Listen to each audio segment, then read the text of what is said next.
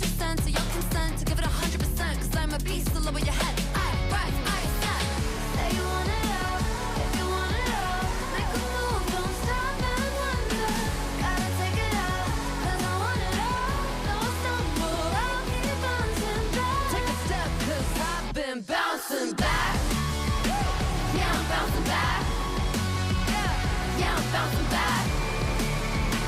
I keep coming back. I can't hold it back. Yeah, I'm bouncing back. It's just a mission. I do them in my sleep, no commission. I like a side quest, love opposition. With surgical precision, they make losing their tradition. Yeah, they talk, but what they say to me, I'm chewing it all, it's hitting my jaw, the way that it hurts you to think. I'm building a wall, 90s tall, between you and me. I'm out of space, you're out of peace, it's a different game when I'm out of your league. Say you want it all, if you want it all, make a move, don't stop and wonder. Gotta take it out, cause I want it all. Don't stumble, I'll keep bouncing back. Take your cap, take your step, take a step, cause I've been back.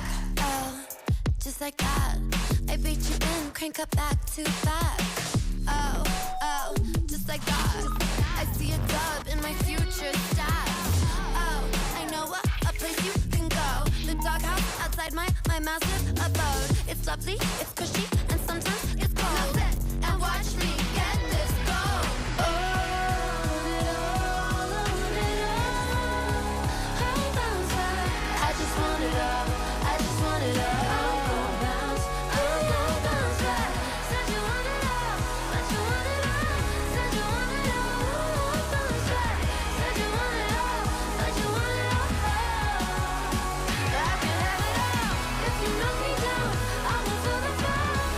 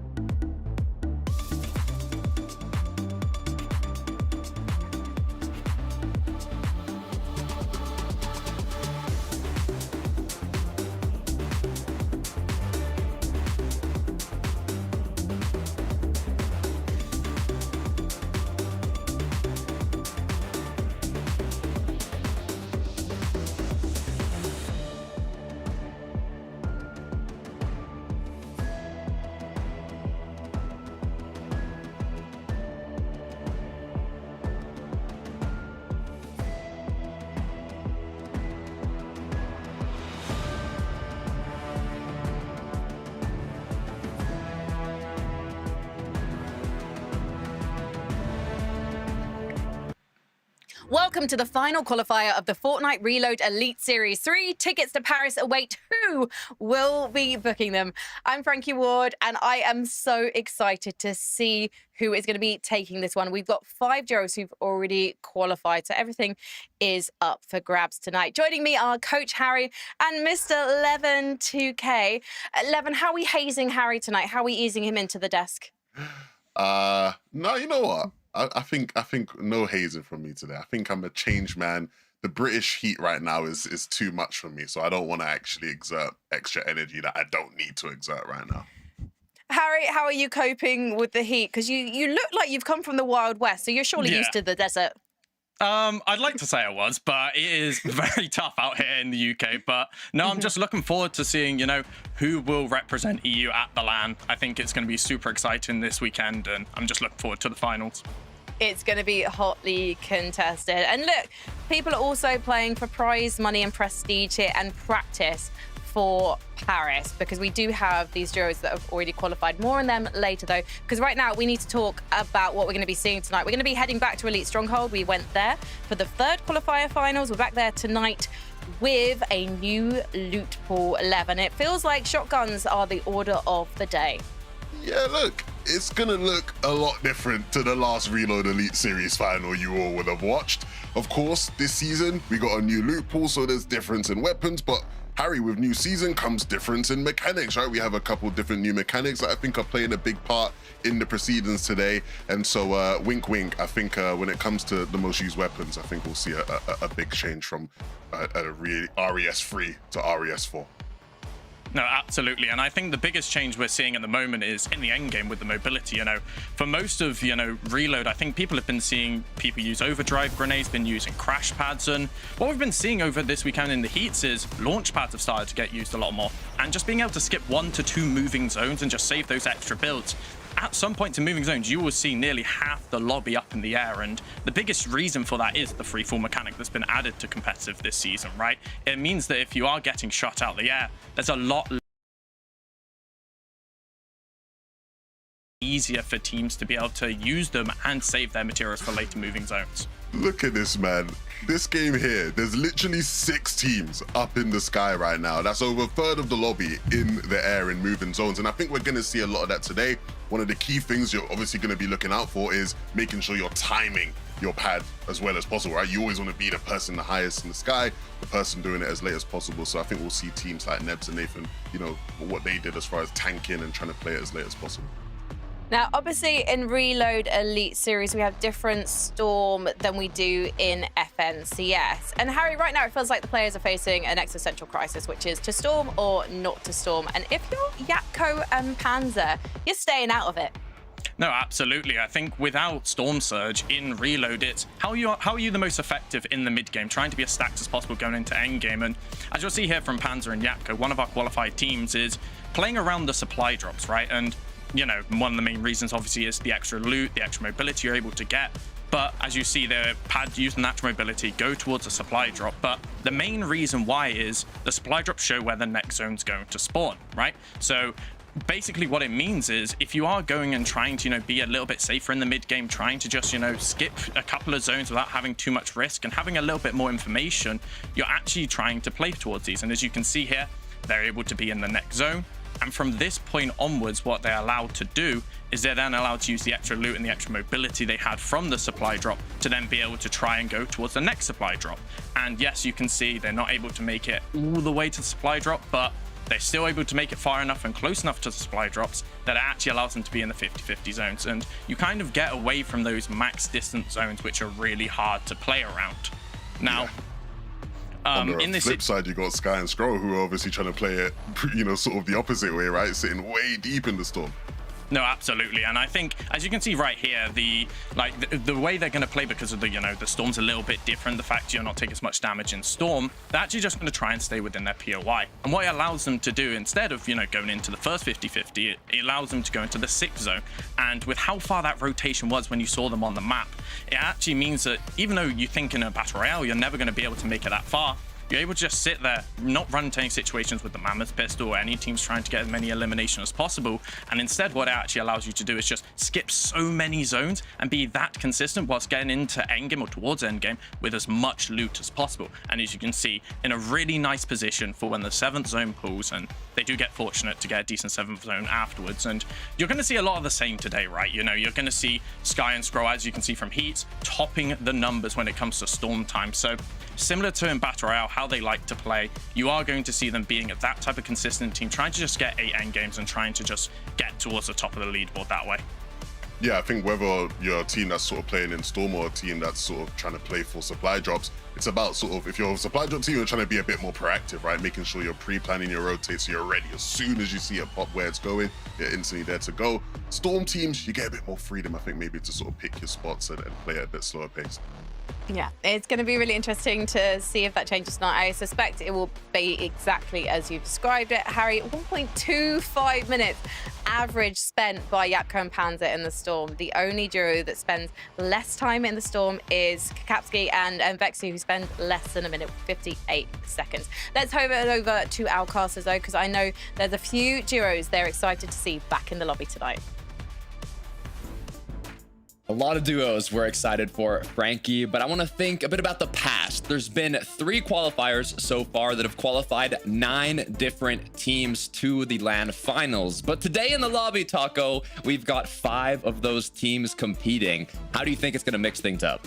Well, for starters, it could potentially alleviate some of the pressure on some of these other duos, but the facts are still standing here, Takata. We're looking for 3 new teams to punch their ticket for the EWC LAN taking place in Paris later on in August. But not only that, you're looking at a potential leaderboard that could consist of top 8, not necessarily just that top 3 position, but that's only under the assumption that our already LAN qualified teams are even performing to the standards that, you know, we've come to expect of them. And I know that they're not going to be the only teams looking to try and get a strong performance of the prize pool. Obviously, everybody wants to get their last spot on the battle bus for LAN. Yeah, one team I got in mind specifically is Thomas HD and Focus. I mean, they're same friend group as Sky and Scroll. It's a qualified team they're contesting. We'll see if they actually battle it out. But first, we're going to head back to the desk to continue breaking everything down. Thank you so much, guys. Let's take a look at the lobby list for tonight. Now we've seen the players that have already qualified for Paris, because already we've had Thomas and Focus mentioned by Takata, and naturally we're going to be talking about these guys. They finally made it to a Reload Elite Series final in our last final, but they didn't qualify through. I would have thought that this is a perfect format for these guys. They are known fighters, and Levin, I think that tonight hopefully they can do it. They've had more time as a duo, and hopefully they're going to be feeling comfortable. All eyes are on these guys. Look, I don't want to put too much pressure on them, but the pressure is mounting. They're 2 of the best players in EU. This year, they've been in incredible form. They've already qualified for the global championships, right? These guys have everybody watching them. And I think most importantly, when you look at RES, these guys were picked up by Virtus Pro, probably with the sole goal of qualifying for the Esports World Cup. If they don't get the job done today, they might as well rip up them contracts tomorrow, man. I mean, the pressure is mounting heavily for these 2 right now. Absolutely. I think if there's any team that you expect to do well in Reload, it is Thomas and Focus. The individual talent they have, being able to take that little bit extra risk in the mid game, feels like it should just be a recipe for success, but for whatever reason, one way or another, it just hasn't been working out. And recently now working with Razaru, it seems like they're getting a little bit more consistency to their gameplay. And what I hope to see today is that consistency transpire and translate over into the RES. And I would be shocked if today they weren't towards the top of the leaderboard, especially after their performance in Heats, right? Like you see, 568 points. It's incredible. Same. Honestly, like these guys, I think with all the struggles they've had throughout the year in Reload, I think these guys are more than likely to make it happen today. I mean, their quality is just exceptional, especially in comparison to some of the players in this lobby. Do we expect Sky and Scroll to behave themselves at Elite Armory? Because they've already qualified. They're going to be contesting Focus and Thomas today. Levin, I can see you smiling. You think it's more like Thomas is going to be pressing W? Is that what that face means? No, I was smiling because I know, you know, you're a big Sky and Scroll fan, you know, so I'm sure you want to see them sort of get to work there. But I think it remains to be seen how that is going to go. I'm not expecting too many shenanigans throughout the day. I think it'll be somewhat civil, I guess. I have no loyalty to anyone in this lobby. I just want to clarify that now. They're all European. I like them all, and Pink is not here, so I cannot pick any favorites. He My is loyalty. He is here though. Yeah. Oh my gosh, he is. Okay, fine. But to pick anyway. Let's bring back up the lobby list. On the lobby list earlier, as is my job, I would have seen that. But he's not, unfortunately, someone we're going to be talking about until later in the show when he definitely wins a victory royale. Instead, let's talk about Cyrus and Scary before Takata kicks me off the show, because they got the first victory royale for the Spanish region in Dusseldorf. They've qualified already for the Global Championship in Antwerp. But so far, Harry, in Res, they haven't necessarily had the most consistent time as they've yet to qualify for Paris. No, absolutely not. But if you think of a team in 2025 and you think how they were, if you told me now they would be one of the best teams in Europe, I would say you were joking. But the way they have developed as a team, the way they have improved as a team, and to become in a situation, right, where they are now guaranteed at the Global Championships after performing extremely well in their first ever LAN at the Summit, it really shows how much hard work and effort they have put into improving. And as you can see here in the reload heats, they were actually able to perform as well as they have been doing in Battle Royale, and they need to be translating this over into the finals today. And to be honest, I would be surprised, as I said before, that if they're not fighting for the final few qualification spots. And to be honest, it is such a joy to watch them play at the moment. Yeah. I think one of my favorite things about them is they play with a fearlessness. I think whenever these guys get any sort of favorable conditions, they just maximize it to the best of their ability. And that's always going to be useful in a lobby as talented as this one. So you guys, speaking of talented lobbies, couldn't decide which other duo you wanted to predict big things for tonight. It got a little bit scrappy, I have to say, in the Discord chat. So, Levin, I know that you were, championing a rookie and an experienced pro who we always expect to see in these lobbies, and that is Rax and Yanis.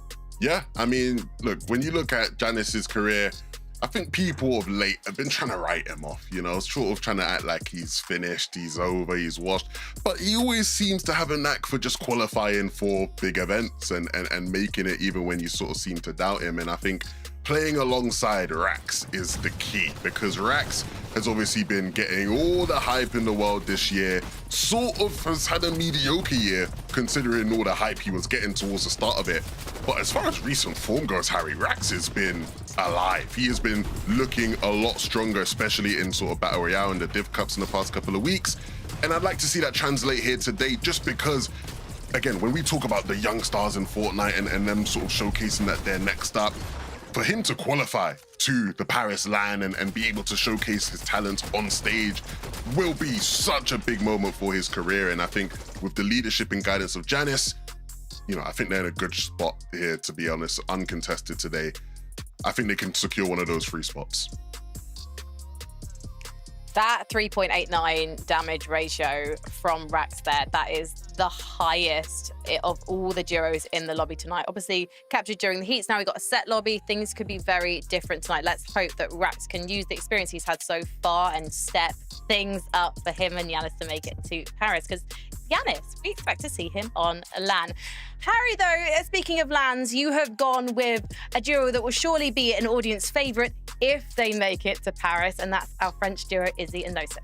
No, absolutely. And this isn't just because they're a French team and we want to see a French team at the LAN. I truly believe they are the next up-and-coming team in EU, right? You've seen them, qualifying to their first LAN from the Summit. It didn't go exactly how they wanted to, but in continuing that form into this season, qualifying all the Division Cups, also then qualifying into the Reload Elite Series finals, the form here is just one of the best on the region right now. And as you saw on this Storm leaderboard, if you remember, they were second on there. So clearly with their new coach, ADN, a good friend of mine, they've been trying to perfect how to play Storm, how to be as consistent as possible. And if you only need to get to top 8, maybe top 7 to qualify, getting 8 or 7 end games is all you're really going to need to be able to qualify to Paris. And we need to see them on the LAN. We need to see the new generation of France and French players perform. And I'm just really excited to see what they've got this weekend. And yeah, as you see, second in heats, not just, scraping by, clearly doing well in the heats. And I'm expecting to see more today. 42nd in the FNCS Summer Finals. Not bad. That's hopefully setting them up for success in Paris. But Levin, this is a different way to play the game. It's not Battle Royale.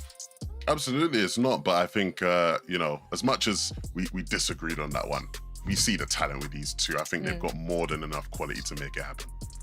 All right, then. Well, let's see. We've got 8 games tonight, 3 spots in EWC Finals up for grabs. So let's head over to our casters, Taco and Takata. Go Pink. Thank you so much, Frankie. Yes, Pink is playing alongside Haris, but this is the final qualifier, 4th qualifier, Taco. You mentioned it earlier. It could be top 8, top 7, top 6. We don't even know. What we do know is 3 new duos will qualify. Are you most excited? I think without a doubt, it's just seeing what kind of circumstances really unfold. I mean, Sky and Scroll, ball is somewhat in their court when you are already a LAN qualified team for the EWC event and you've already locked in Summit. It's a little bit hard for Focus and Thomas to essentially punch back, but I don't really anticipate them. I think we've been seeing oftentimes that specific POI gets split pretty heavily in these past qualifiers. So let's see just exactly how Game 1 pans out.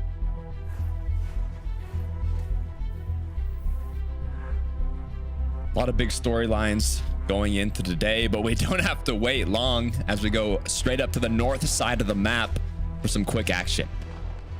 Yeah, and that's to be expected, but Aris playing a little bit of spoiler right now. Swizzy actually going to be the one to take out Pink, and hostile hold already getting a little bit more hostile than what we would have probably originally anticipated. Did not think this Swizzy was going to land so far away from home, but hey, everybody's looking to try and mix things up, get some additional points wherever possible, but this is going to cause a lot of issues right now for Pink and Haris. They're trying to get a solid loadout, and Swizzy just keeps shutting down Pink. Back-to-back 2 eliminations already. Meanwhile, Zarb, you have to factor in Woldax. They might decide to get involved here. Swizzy, will he get pinched, or will Haris be able to actually swing back? Yeah, I'm a little confused. I mean, I thought they were going to go Chiseled Cube, but Swizzy has to be careful now. His teammate is back at the start of the game. Reboots come through a lot quicker, so you don't have to survive too long before your teammate's back in the game. Zarb does pick up Swizzy. Couple back and forths, couple eliminations, racking up the points, but you don't want to let it stagger for too long. Will at least stem a little bit of that bleeding, though, for Haris and Pink. It is a tough position to be in, though, when you are already factoring in being contested and now having to even deal with an additional player. Swizzy keeps running that one back. Pink or Haris, they're certainly got to keep their eyes peeled out now, but Focus, Thomas, might be encountering their own early engagement. Harry, just close your eyes right now because Izzy, unfortunately, already eliminated. But Focus and Thomas, again, just another team that's really trying to establish themselves early on. It's all good. He'll be back in the game now. Teammate's still up. Levin was mentioning it. This is a big day for Thomas HD and Focus. Want to see them make it. Not yet qualified. When you think of this duo, how well they've been playing, you'd hope that today's the day they can make it happen. Just got to see what else is unfolding, though. Yepko and Panzer, much more slowed down early unfoldings here. No one contesting them, taking their time, just gathering their materials. And you also have to remember, being one of those teams that has already confirmed your spot, it just makes the process that much easier, and it makes you all that much more of a threat. But a lot of these other duos that aren't already qualified for that land, Takata, they're gonna really be looking out to see just how far they can elevate themselves on the leaderboard at the starting point. Skyjump and Momji, Heart of France for sure, and definitely one of those teams. And I know Solari's gonna be getting awfully loud for boy Skyjump, hoping they get a pop-off performance here. The arm Beamish, a little pressure, but nothing they can't handle just yet. Yeah, I mean, second zone, a lot of time to work with. We'll see a lot of zone playing if you haven't been around for the recent Reload Elite Series qualifier finals. As Harry was mentioning, showing off in the number stats, a lot of teams do tend to play in the storm, so they're okay with taking these staggered fights, per se, in the outskirts, especially if they have pads close by. But Beamish and Darm, nothing to worry about yet. It's part of the problem, though, because these end games are going to be relatively stacked, especially if they're following more or less the same sort of patterns that we saw throughout the Heat's process. When you have teams that are able to just so consistently ride out, taking those early ticks of Storm into the first partial, into the second partial zone, it makes it a lot more difficult for teams that are desperately trying to get placement lined up, because it's one thing to be in an endgame, but it's another thing to be in an endgame when there's also 17 other duos still alongside you. So it's going to take some time to really try and build up those points. Riss and Pink potentially even looking to get a little bit more aggressive early on. Could be one way to get a loadout refresh, but more importantly still, I think they just want to be able to claim the rights fully for hostile hold. Yeah, I mean, they did a good job pushing Swissy Pixie away, but whole other duo close by trying to join the party on Invited. If you look too, as we pan out, you got Juvadil, Skyjump, Momsy, a lot of teams in the area. You don't want to be taking fights too carelessly. A little bit split here right now. Mumsy and Skyjump both just kind of hugging the exterior edges of the map right now. And they know they got a little bit of a journey ahead of them. It can be difficult trying to break into that edge of zone when you're sure that there's already pre-established teams looking to try and play the cutoff points. But again, these early Storm ticks are not really that much of a threat, especially when teams can opt to just go play with patch-up methods over by the vendings. And for Momsy, Skyjump, a little bit of a lurk here now. Valerie never saw it coming. Skyjump with the immediate collapse off of those things by Momsy. And Valerie, whether or not he'll be able to squeeze out of this position, only time will tell.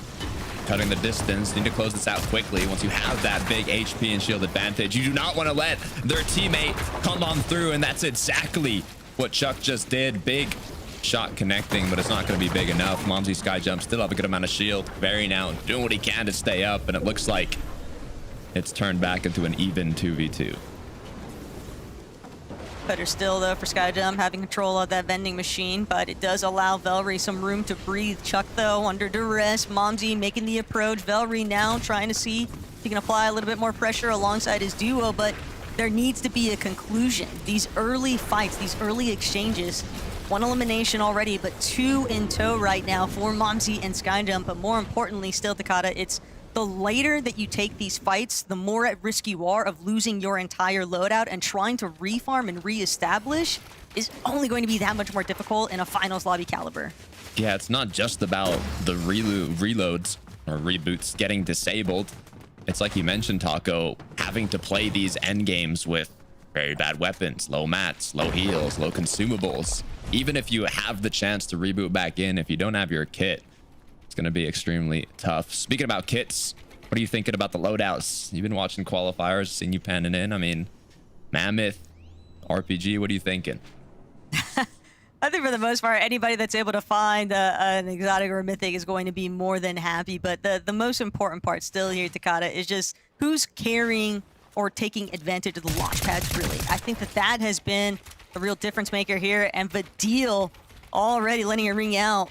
Hellfire has been a bit on the resurgence tour. You have to remember, he's definitely what you would factor in as a veteran player, and alongside Winther, a little bit of a newer, up-and-coming kind of surfacing player. And I think a lot of Hellfire's experience and leadership has really helped this duo to shine in recency. But still, making it to the finals lobby is one thing, making it to the LAN is another.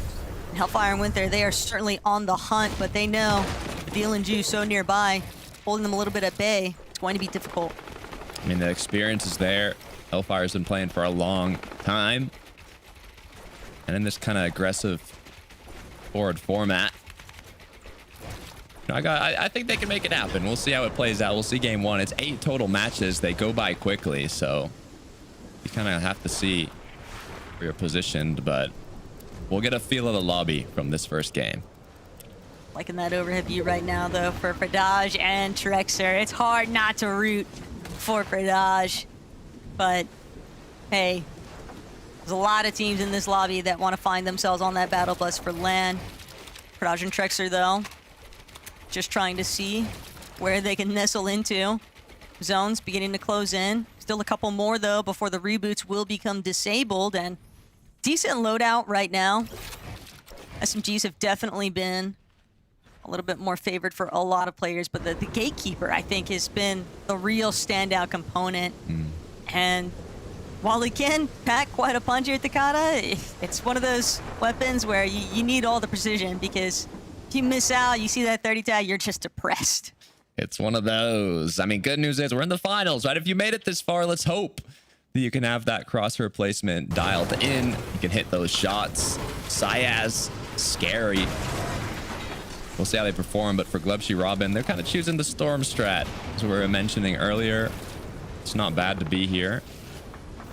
And they'll be able to rotate in pretty safely, hopefully, but they don't want to take too long.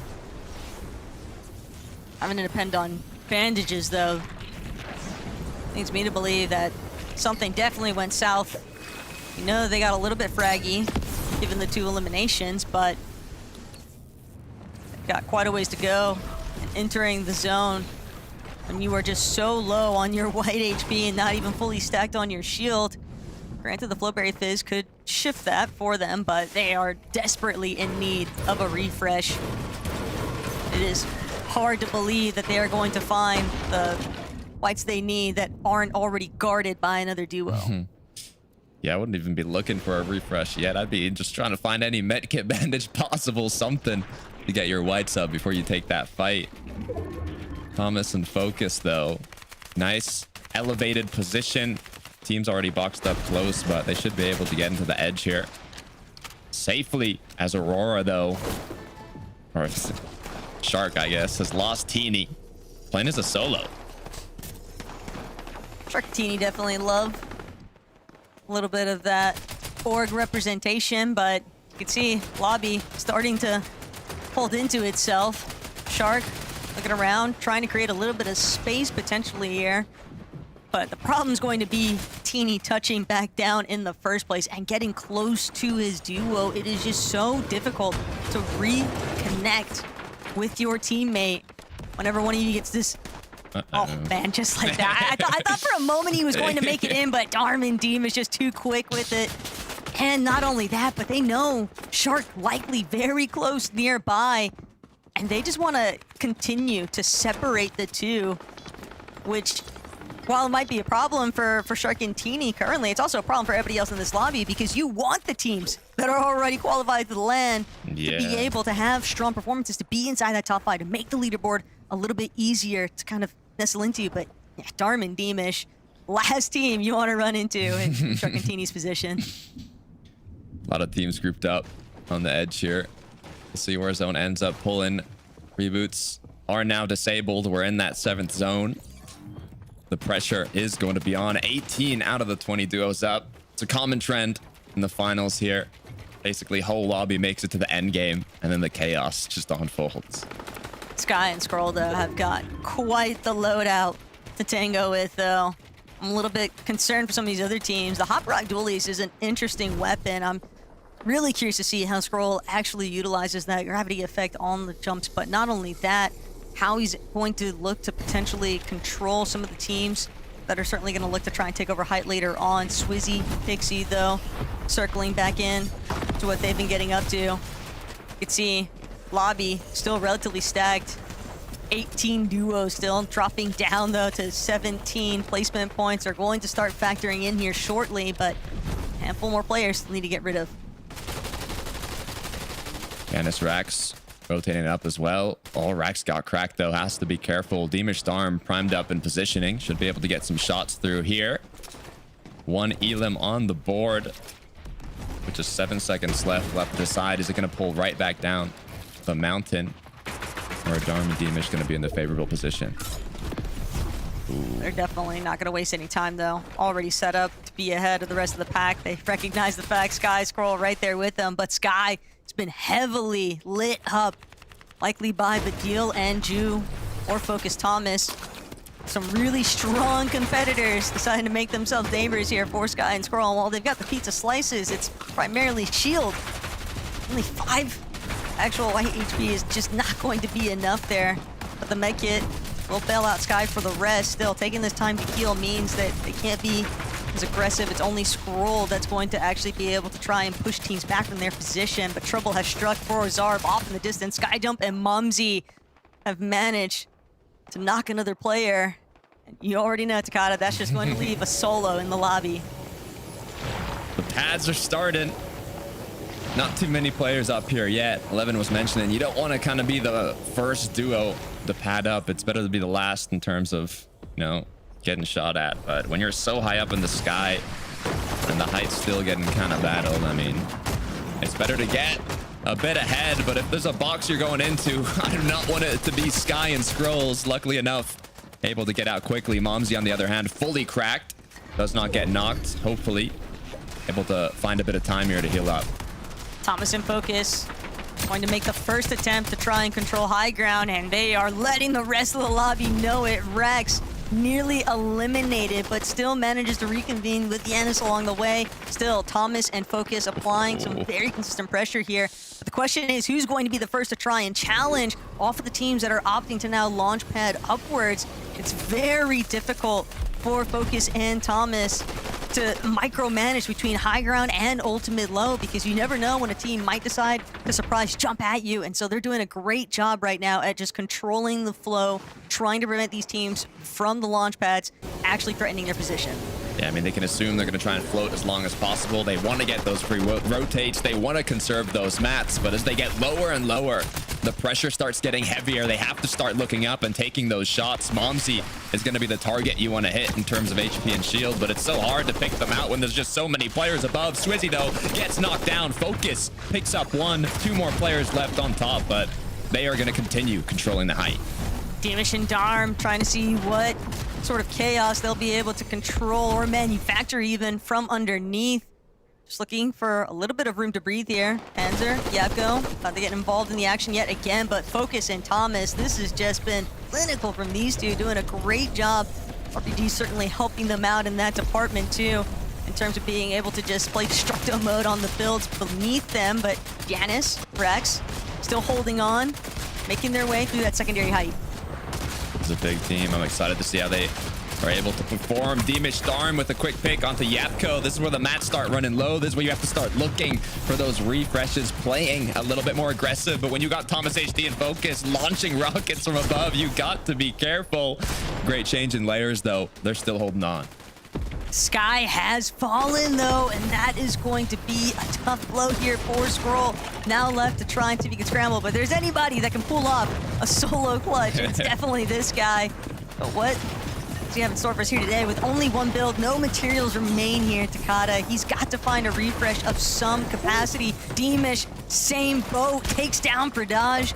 No problem whatsoever, but working to the backside of zone, this is just so difficult. Needs to find another elimination, needs that siphon to come through, but he's burning through his materials so rapidly. The lobby's just not giving him any sort of wiggle room to breathe here. As Yanis, Rax, now chopping a player into their box. It's gonna be Volko who finds the end of the road here in game one, and Pixie still holding through. A lot of solos in this lobby, but Damish is not gonna be one of them any longer.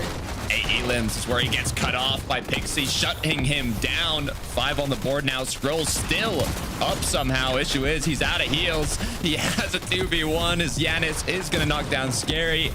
Decent amount of mats picked up, but so trapped down in the zone, it's going to be difficult to get back in.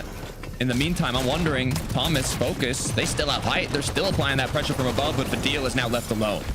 Perfect deal. I'll at least be able to find another elimination. That little bit of siphon material goes a long way in these types of end games, but Thomas, Focus, they have had control of height the entire time, and the rest of this lobby has been so punished for it. Still, Fadil barely managed to hang on, but Pixie finds him hiding around the corner, and now Pixie will be able to pick up an exotic SMG. What can he do next with it? Pulling this one off is going to be a massive ordeal here, and Focus Thomas, they're not going to allow it to even be the case. That is an easy peasy victory royale, and it just looked clinical from those two. This is what I've been waiting for, all right? I've been waiting for Thomas HD and Focus to qualify. They just given us a bit of stress, you know, stressing us out, waiting for the last qualifier to make it happen. I don't want to get ahead of myself, all right? We're just one game down. There's 8 matches to be played out, but Focus Thomas made it look simple, held tight the whole game.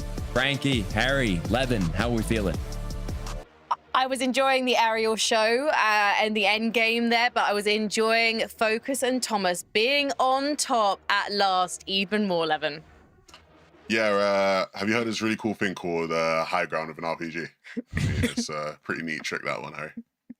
Yeah, I mean, when not only with an RPG, but you put two of the best aimers on high ground, it's a recipe for success, right? You just see the amount of teams padding down, even with the free fall effect, just getting absolutely beamed. It's impossible to even counter it, really. And yeah, if this is exactly how they played in Heat, they've been able to translate it over into the finals. And if they're going to keep doing this, then this might be a quick weekend for them. Yeah, absolutely. I mean, these guys are phenomenal, ultimately. And like you said, regardless of them having the RPG to apply sort of infinite pressure, right? They have just the mechanical and technical ability to just execute in those moments that you're talking about. Like some of those people dropping down, like again, the aim training. I know Focus is, I want his routine. Whatever he's doing, I want to be doing that because, you know, some of that tracking was unbelievable.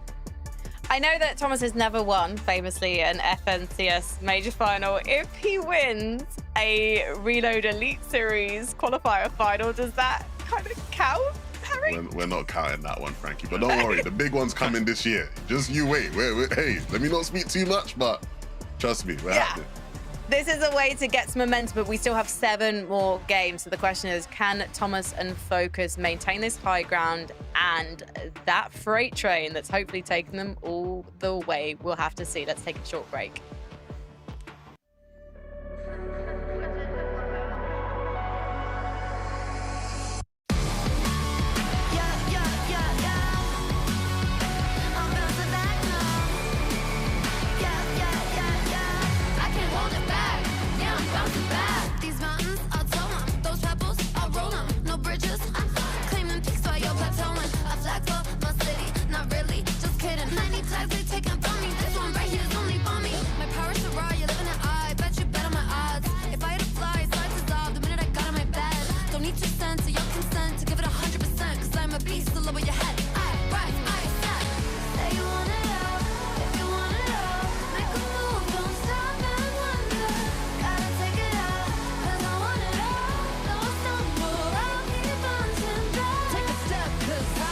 Bouncing back. Yeah, I'm bouncing back. Yeah, I'm bouncing back. I keep coming back. I can't hold it back. Yeah, I'm bouncing back. It's just a mission. I do them in my sleep, no commission. I like a side quest, love opposition. With surgical precision, they make losing their tradition. Yeah, they talk but what they say to me, I'm chewing it all, straight in my jaw, the way that it hurts you to think. I'm building a wall, 90s tall between you and me. I'm out of space, you're out of peace. It's a different game when I'm out of your league. Say you wanna love, if you wanna love, make a move, don't stop and wonder. Gotta take it out, 'cause I want it all. No stumble, I'll keep bouncing back. Take your cap, take your step, take a step, 'cause I've been back. Oh, just like that, I beat you in, crank up back to back. Oh, just like that, I see a dub in my future stats. Oh, I know a place you can go. The doghouse outside my massive abode. It's lovely, it's cushy, and sometimes it's cold. And watch me get this gold. Oh, it all, I bounce back. I just want it all. I just want it all. I'm gon' bounce back.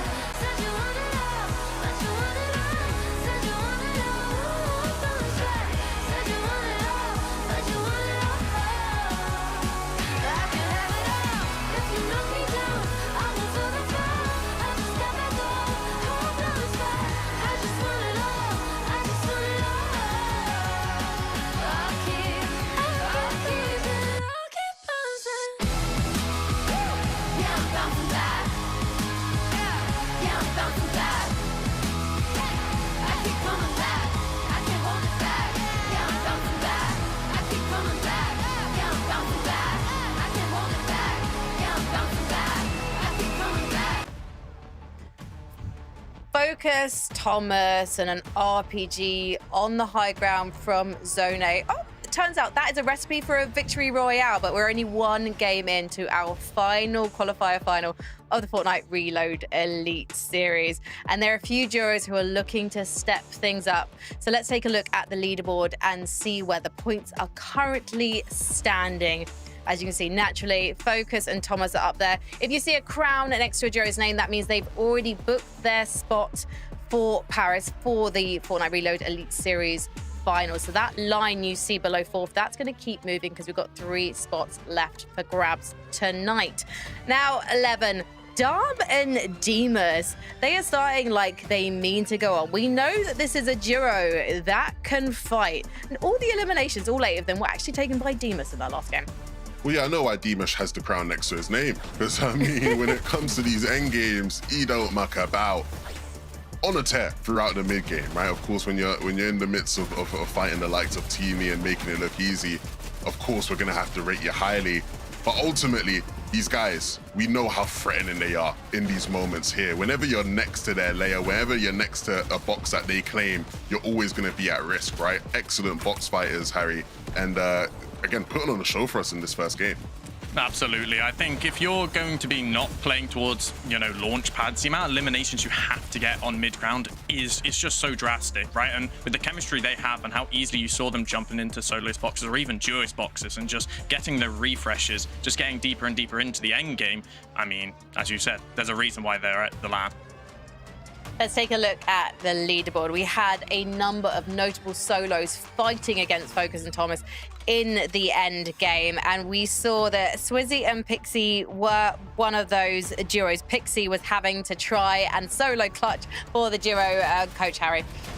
Yeah, I mean, I'm pretty sure it was a solo for 3 moving zones, and it didn't feel like it phased him at all, right? And I think when you are playing these reload end games, it becomes so stacked with so many teams towards the later movings that you are able to pick players off one by one and get those extra refreshes needed. And Levin, I mean, is this what you kind of expect out of Pixie now?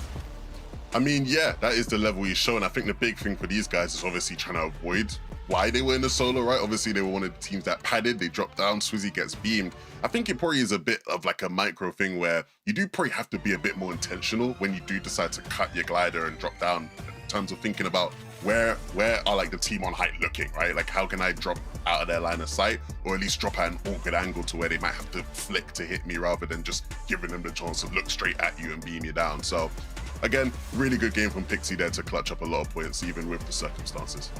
Well, let's see if they can dive to the top of the leaderboard after this next game or if they'll free fall lower as we head to game number 2 with Taco and Takata. Glad that we're leaving it off, though, on the Swizzy Pixie debacle because Takata, first thing I noticed, Swizzy opting to do that early breakaway.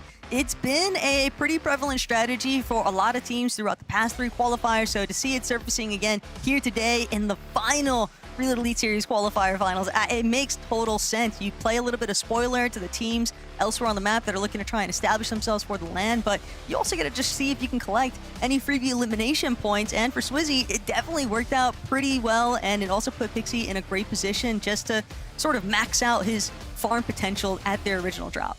Yeah, I mean, those points will rack up. It's 8 matches, so you cannot count them out. It's one of the benefits of being on con, but good news, match 2 is ready to go.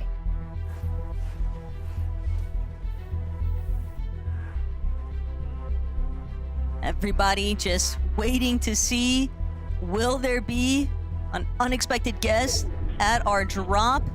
But for right now, Pink, Curtis, Darb, Wolvex, they're going to go for the immediate 50-50. Bit of an outdrop taking place here, but Hariz still doing what he can. Stay left standing. Pink with excellent backup support to keep his duo alive for the moment, and Wolvex will actually be the one who has to forfeit a little bit of a stronger position here at Hostile Hold. Pink and Hariz with the opening shots here now means that Zarb, a little bit of a recovery tour. Wolvex, same boat, but will he be able to actually escape is the question here because Pink is not interested in letting this one go. No, a constant battle might come through. I mean, they've got the HP shield advantage. Hariz did have to come back from about 10 HP, so it took a bit to heal up, but they were stable to do it much quicker than Zarb and co, so looks like they could continue racking up those elimination points. 2 on the board already.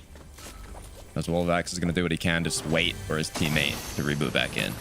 And having primary building control here for Pink and Hariz is also going to allow them to have a slightly easier time defending from those third-party encounters. But Shark, Teeny, Trexer for Dodge, they're going to be in a world of trouble currently.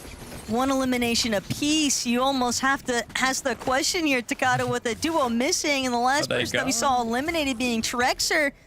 I have a little bit of an idea that we might have potentially just witnessed the trickling effects of Pradaj and Trexer being eliminated so early on here in the second lobby.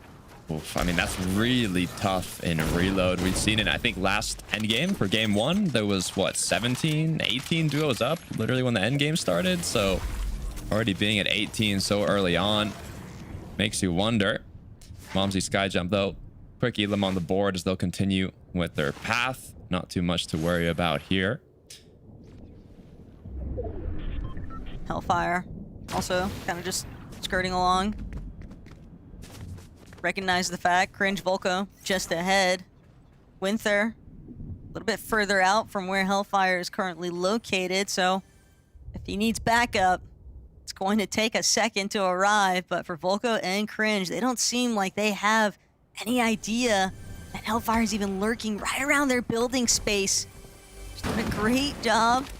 And he's going to sit and wait it out for the ambush opportunity next to the chest. It's a nice little setup, but Swizzy punished currently for trying to take a stab over at Zarb and Wolvax, but it's a lot to contend with when there's other teams also involving themselves. Shark and Teeny, they want a piece of the pie. It wasn't just Valerie. It's Shark and Teeny as well. Zarb quickly gonna do what he can to get out, but with 6 HP, 1 shot away, 0 builds. You can only wonder how much time is left for him as Teeny continues the fight. Swizzy as well on just a sliver. Not much time.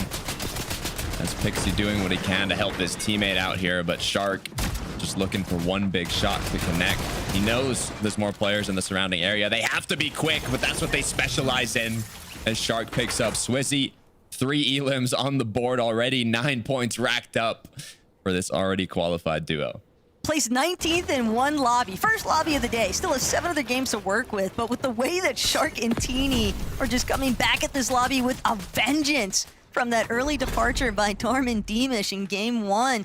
3 eliminations already, 9 points to add on to the 3 that they'd gotten from their 1 elimination in the last lobby, but they are definitely aiming to try and pull away with another win outright. Reload Elite Series has been their strong point all chapter long, and Teeny, though, might have bit off a little bit more than he could chew here. Finds himself on the receiving end, actually. Swizzy, there's still a lot of dog left in the fight here.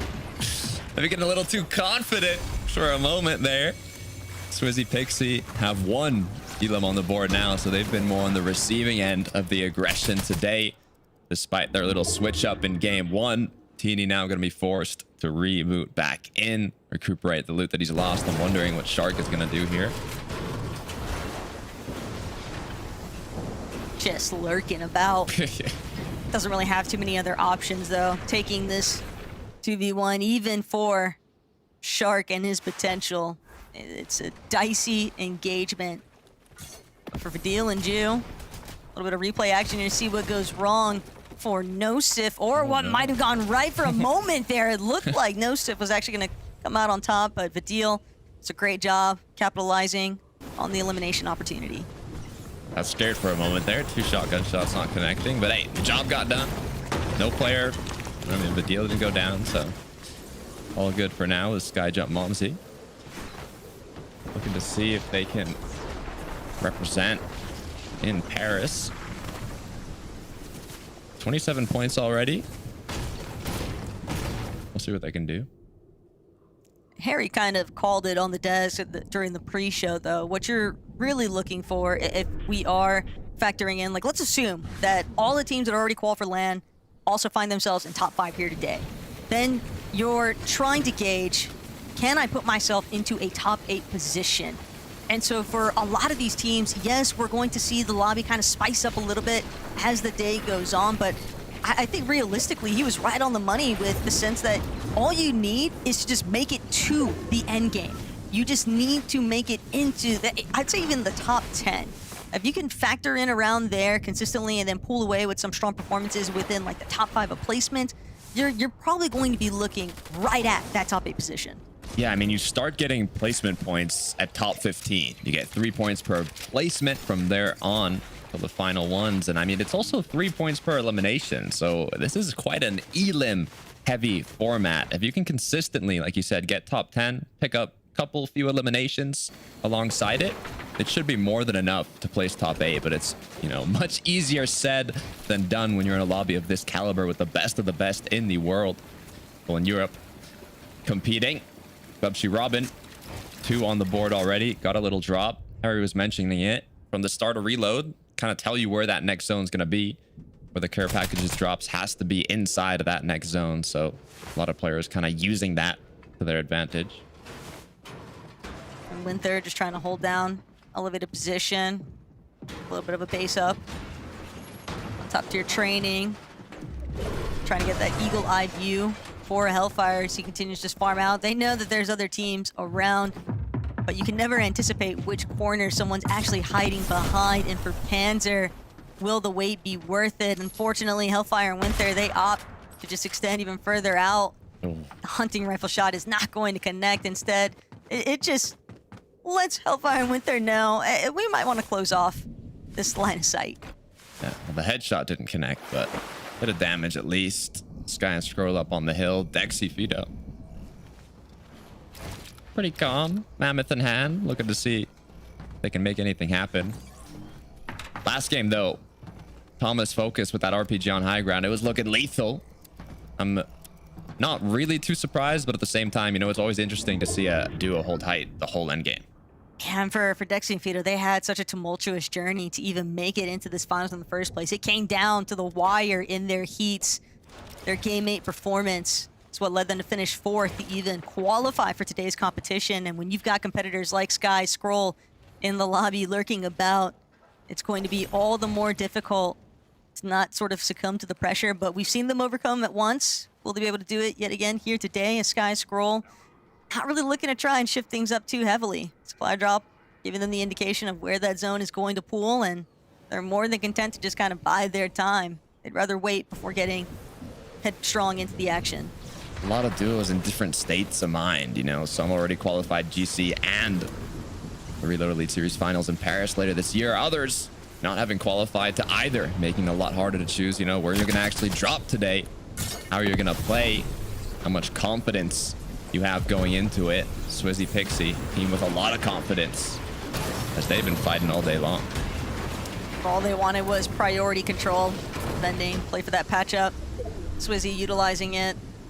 Those warning shots sent Wolvex's way, and letting them know, don't try to swing back over our direction. But it's only a matter of time before Pixie and Swizzy are going to start making their move into zone. Even with that patch-up method, it's still going to be a little bit of a travel time. And when you're dealing with other teams that are already established, it's always difficult to break in.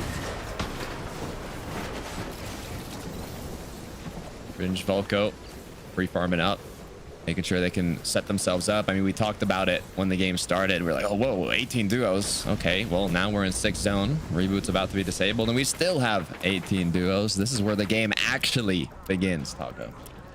For sure.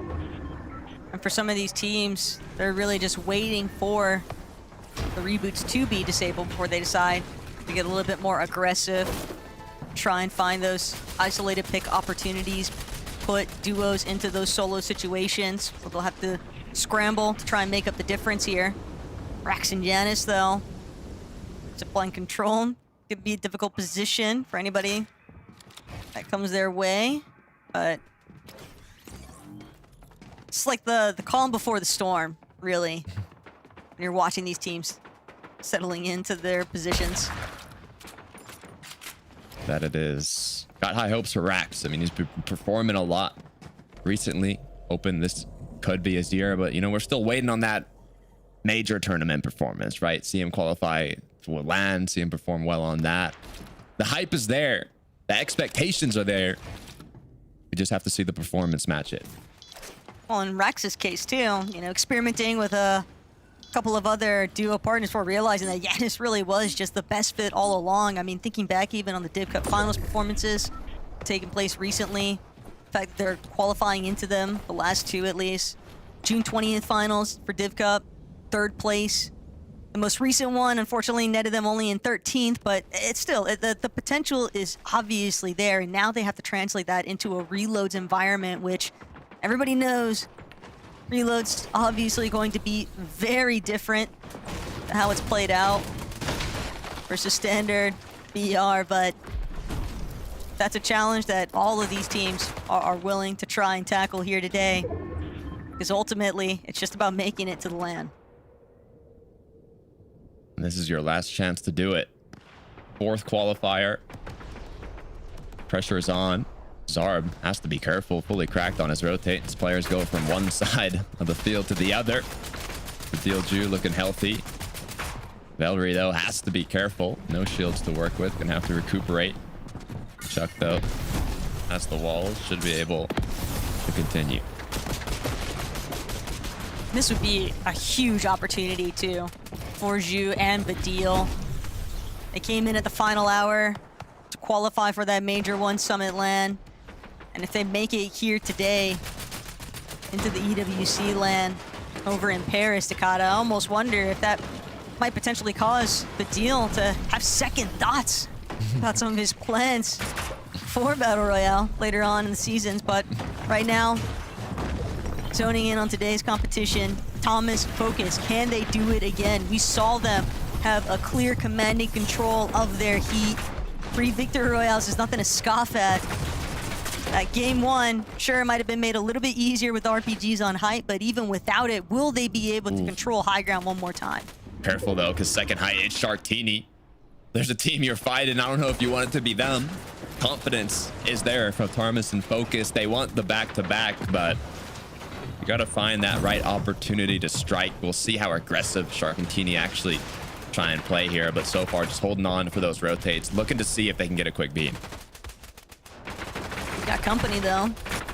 Texi and Fido also directly underneath their layer. It's Thomas, Focus.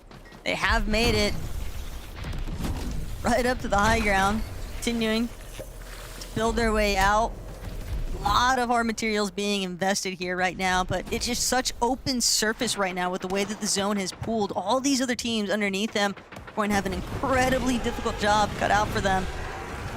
And Sharktini already trying to make full use of the launch pad, but Thomas and Focus are just not giving a rest towards punishing these teams that are in the sky. Very consistent beams coming through, and you can already see some of the dominoes effect taking place in the underlayers too. Teams are just kind of getting swallowed up in the pressure there. I mean, Harry was mentioning it. If there's a team on height, you don't want it to be Thomas and Focus. I mean, known for Thomas's aim, with the amount of teams, you know, that kind of hover up in the clouds, rotating freely, it's the perfect opportunity to strike when you've got the ammunition for it. But so far, incredible amount of builds to work with. Sky and Scroll making big use of these pad rotates. With several different duos currently up in the air, Thomas and Focus, they're gonna have to split a little bit of their attention here, but Swizzy, Pixie, Sky Jump, just trying to dash on through, but Swizzy with the cutoff. Can he take out the body, though? Constantly rolling around the box. And now Swizzy, Pixie, on the backside of zone. Ooh. They know there's going to be a solo lingering around somewhere, but replay opportunity here to check out. Janice and Rax are going to be the ones to try and overthrow on height, and Focus left in that solo position now means he's going to have to forfeit it entirely. Sharktini, though, they're going to ultimately be the ones that actually come up the most favorable because they're the ones who control the fight fully. We're talking about waiting for the right opportunity to strike. Well, Sharktini found it right as Rax Yanis took that high ground retake. They swooped it away. Swizzy, Pixie. We saw the solo clutch from Pixie in the last game. Now with this teammate up, let's see if they can make it even further. Doing a great job through the middle layers. Rax, though, you can see all the trouble that brewed. Even though they got the initial early strike onto Thomas, it came at such a steep cost. Trying to deal with Shark and Teeny has ultimately led to them being eliminated in this lobby. Is Swizzy, Pixie, though, 4 eliminations, and they don't look like they're slowing down anytime soon. They don't care the slightest about the high ground when they're able to fully control these lower layers so consistently. But Badil, Ju, they might be able to put a stop to it. Looking back, trying to make sure that they stay a little bit more close in tow to that front side position. Medeal looking for an opportunity here. See if he can capture anyone that's just trying to wiggle their way through, but Cashby can't escape from Fido. A lot of players have big tarps built out here. Have to be careful if the zone pulls back. Sky, though, having lost Scroll. We've seen Scroll clutches solo. We've seen Sky make incredible solo clutches as well. Both players are more than capable of it. With 63 points, already having qualified, the pressure is not as heavy on their shoulders. We'll see if Sky can make it happen for Swizzy and Pixie, though. Zona's pulled a little back, but not fully. Vidil gonna get taken down. That's 5 on the board. That is a tough break right now, too, for Vidil and Ju. They were working really well as a unit, but that cutoff angle from Swizzy and Pixie is just causing so many issues for these other teams. Pink, Haris doing what they can to try and escape the bulk of the pressure. Hellfire from behind, making a little bit of a stealthier approach, but these big axe swings, they're not all that quiet. Swizzy, Pixie, front side low. Hellfire gonna catch him off guard though, but the miss! The Gatekeeper needed to connect there. Instead, he gives away his position entirely, but Swizzy still having some issues here. Both of these players struggling, and finally it's gonna be Swizzy who actually closes this one out, but that has bought just a little bit more time for some of these other solos to try and take over here, and Sky gonna be one of the first to look to lead the charge. Made a dent in their game plan. Sky, though, with just 10 builds left with second height. He's got pressure from above. He's got pressure from below. He has to make something happen. He's running out of builds. Good news is he's got a whole pizza party in his inventory. He can play this storm. He hits his shots. A 2-piece quickly for Sky. He is not finished. That's part of the problem with some of these pistols involved. Pink, Hariz just jumping around, but Sky, he takes down one, can't get the other. It's all up to Pink. How many more points can he actually clutch up here? But Pixie is going to fall. Shark and Teeny, from the moment that they were able to steal away height, they kept full control of it, and the rest of the lobby just had nowhere left to run to. I think there was 6 teams up. Look, a lot of solos, but there was 6 teams. Blink of an eye, everybody's gone. Everybody's eliminated. Shark and Teeny win the match. They picked up a good amount of elims. They held on to height. They got the job done. So let's head back to the desk to break it all down. Thank you so much, guys. There was so much to love here from Shark and Teeny's performance. They went out 19th in game 1. Game number 2, it didn't put them off. They pressed W all the way. They managed to take advantage of Yanis' successful challenge to focus on Thomas and nab that height, Harry. It was perfection from these guys.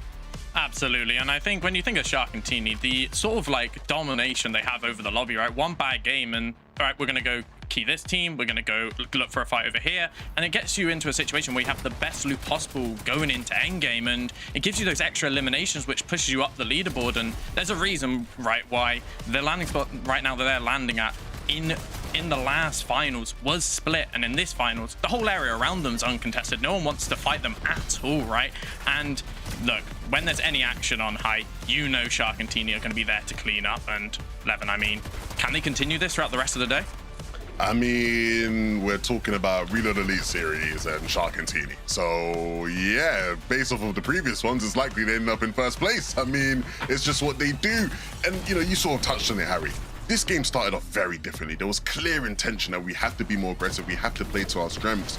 And the second Thomas went down on height and left Focus up there alone, the opportunistic nature of these two just kicked it. And they did not look back from there.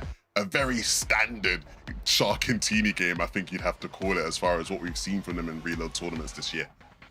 We've seen Shark cut his teeth on LAN in Dusseldorf, and I know that right now these guys are purely focused on Paris. They've already made it, but can they make it to number 1 again? These guys are going to be dominant probably after the break.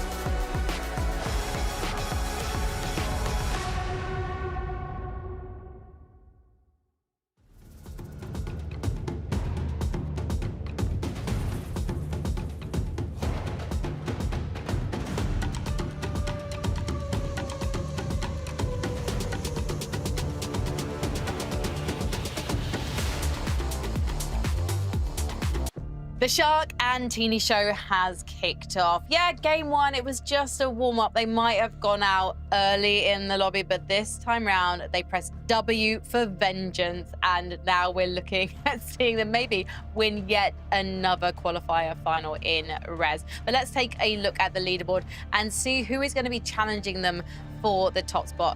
As you can see there, Swizzy and Pixie, I know we're only 2 games in, but the consistency is there. This is no longer a day 2 team, Levin, because we've only got 1 day for them to do it. They're already qualified, and they're now looking like they're going to challenge for that #1 spot. I was so impressed by how they played in this endgame. I think throughout the year, there's been a couple teams in the EU where you've sort of questioned whether that output has been matching of sort of the levels we've seen of them in the past, or at least the name value.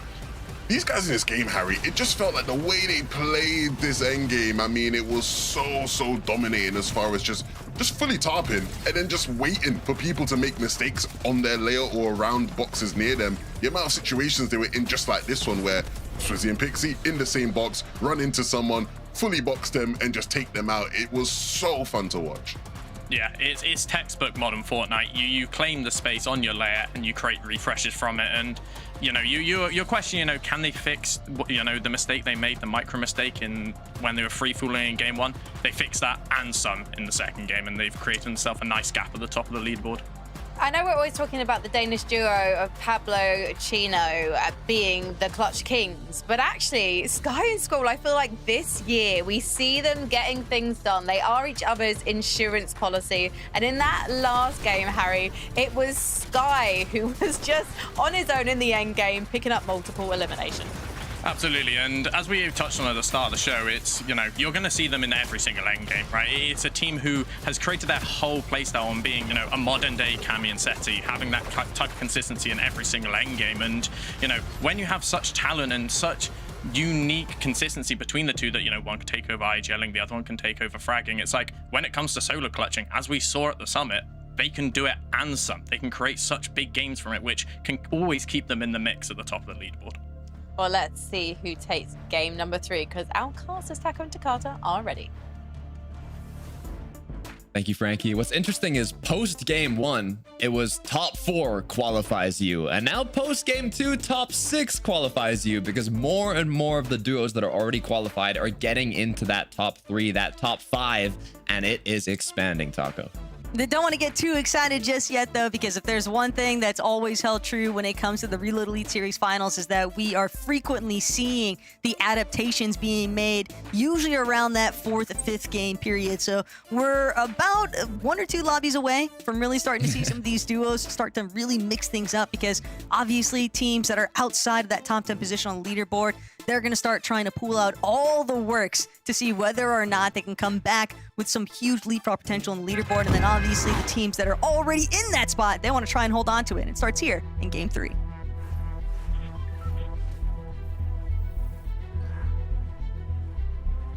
This is no standard battle royale format. 8 matches to be played out today. Things have been getting hostile at the north side of the map. We'll see if that trend continues with Zarb. And Wolfpack's actually not even contesting the drop this time around. Well, the 50-50 at least, I mean.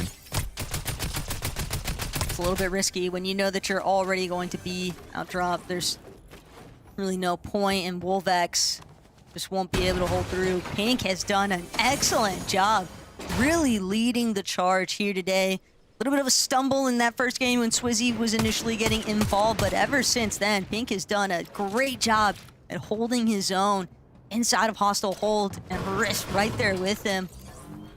And after that impressive finish in the last lobby, they just want to keep that momentum flowing right now, Takata. That's all it takes. Just step by step, putting yourself into the best position possible to control your own fate. And they got time to do it. They got the time. Oh, interesting. I was literally about to say, I was like, yeah, I mean, Thomas, focus. Don't got too much to worry about in the early game. Not much has been happening. And then I see Scroll flying down from the sky. I'm like, hold on. What just happened here? Focus actually picked up a quick elim off the start. We'll see if that tussle kind of continues here, or if they're going to leave it. Maybe kicking the hornet's nest a little bit here.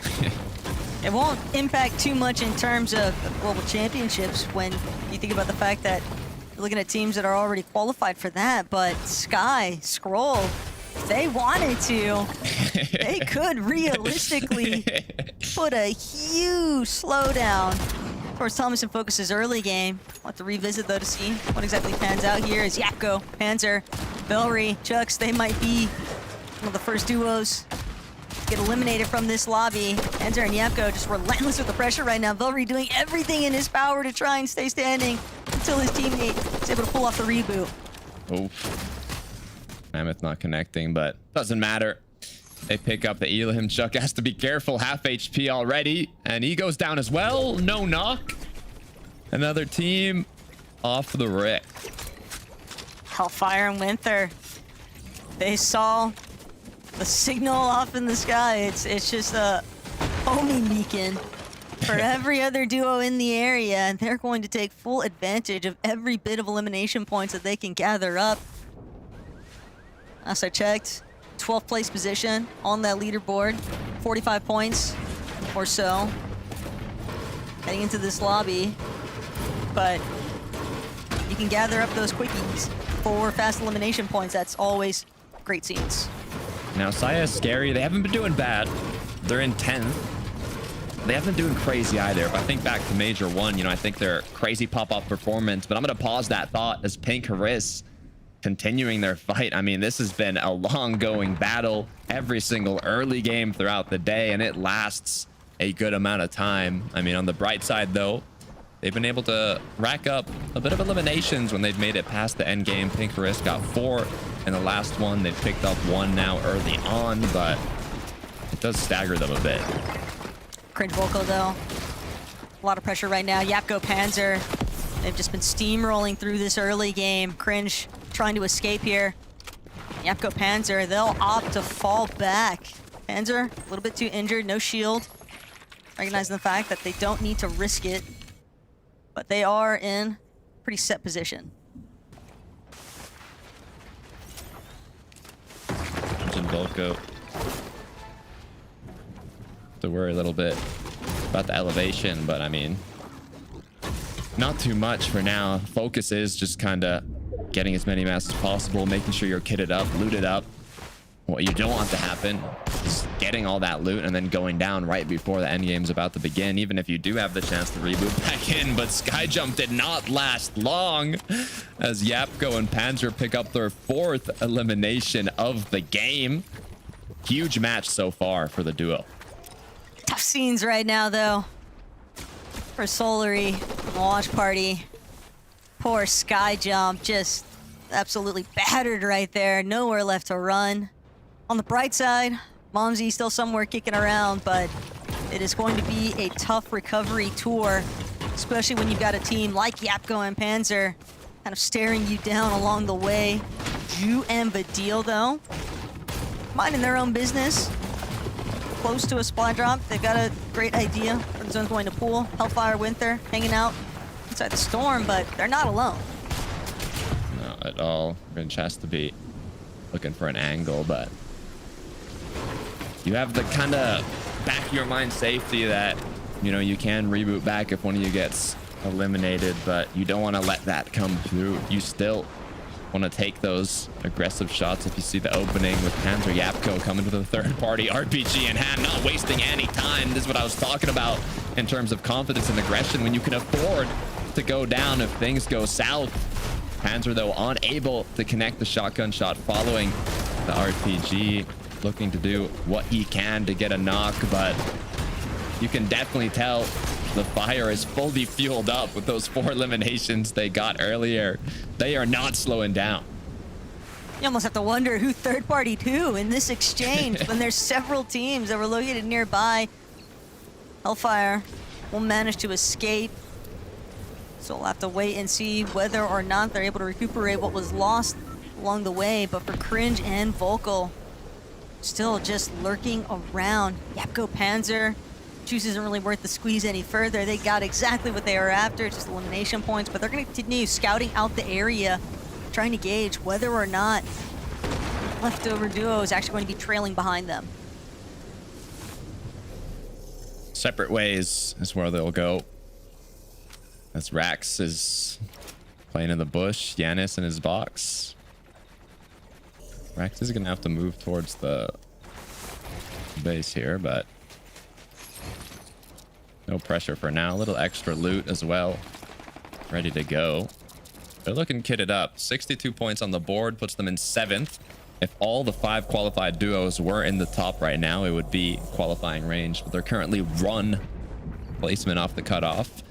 It's Thomas HT in 6th, so it's interesting how quickly things can change. I mean, even Thomas Focus, they were on height, they were in the end game, and they still got 0 points from the last game because they didn't get top 15. Placements don't come till top 15. If you don't pick up any eliminations, if you don't make it to the later half of that end game, you can quickly go through multiple 0-point games, so you can never get too confident.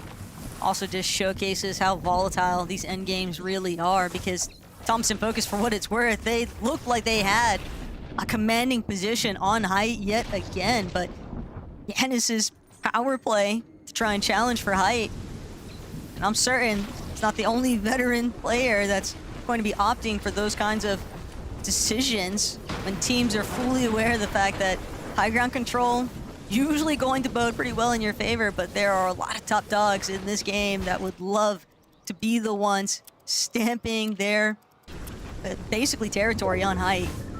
But for Volko, Cringe, Hellfire, Winther, both of them kind of forced to slow down a little bit here in the mid game. Didn't really have much of a choice after what Yapko and Panzer decided to kind of insert themselves into the conversation, forcing those teams to have to go back on the loot path method.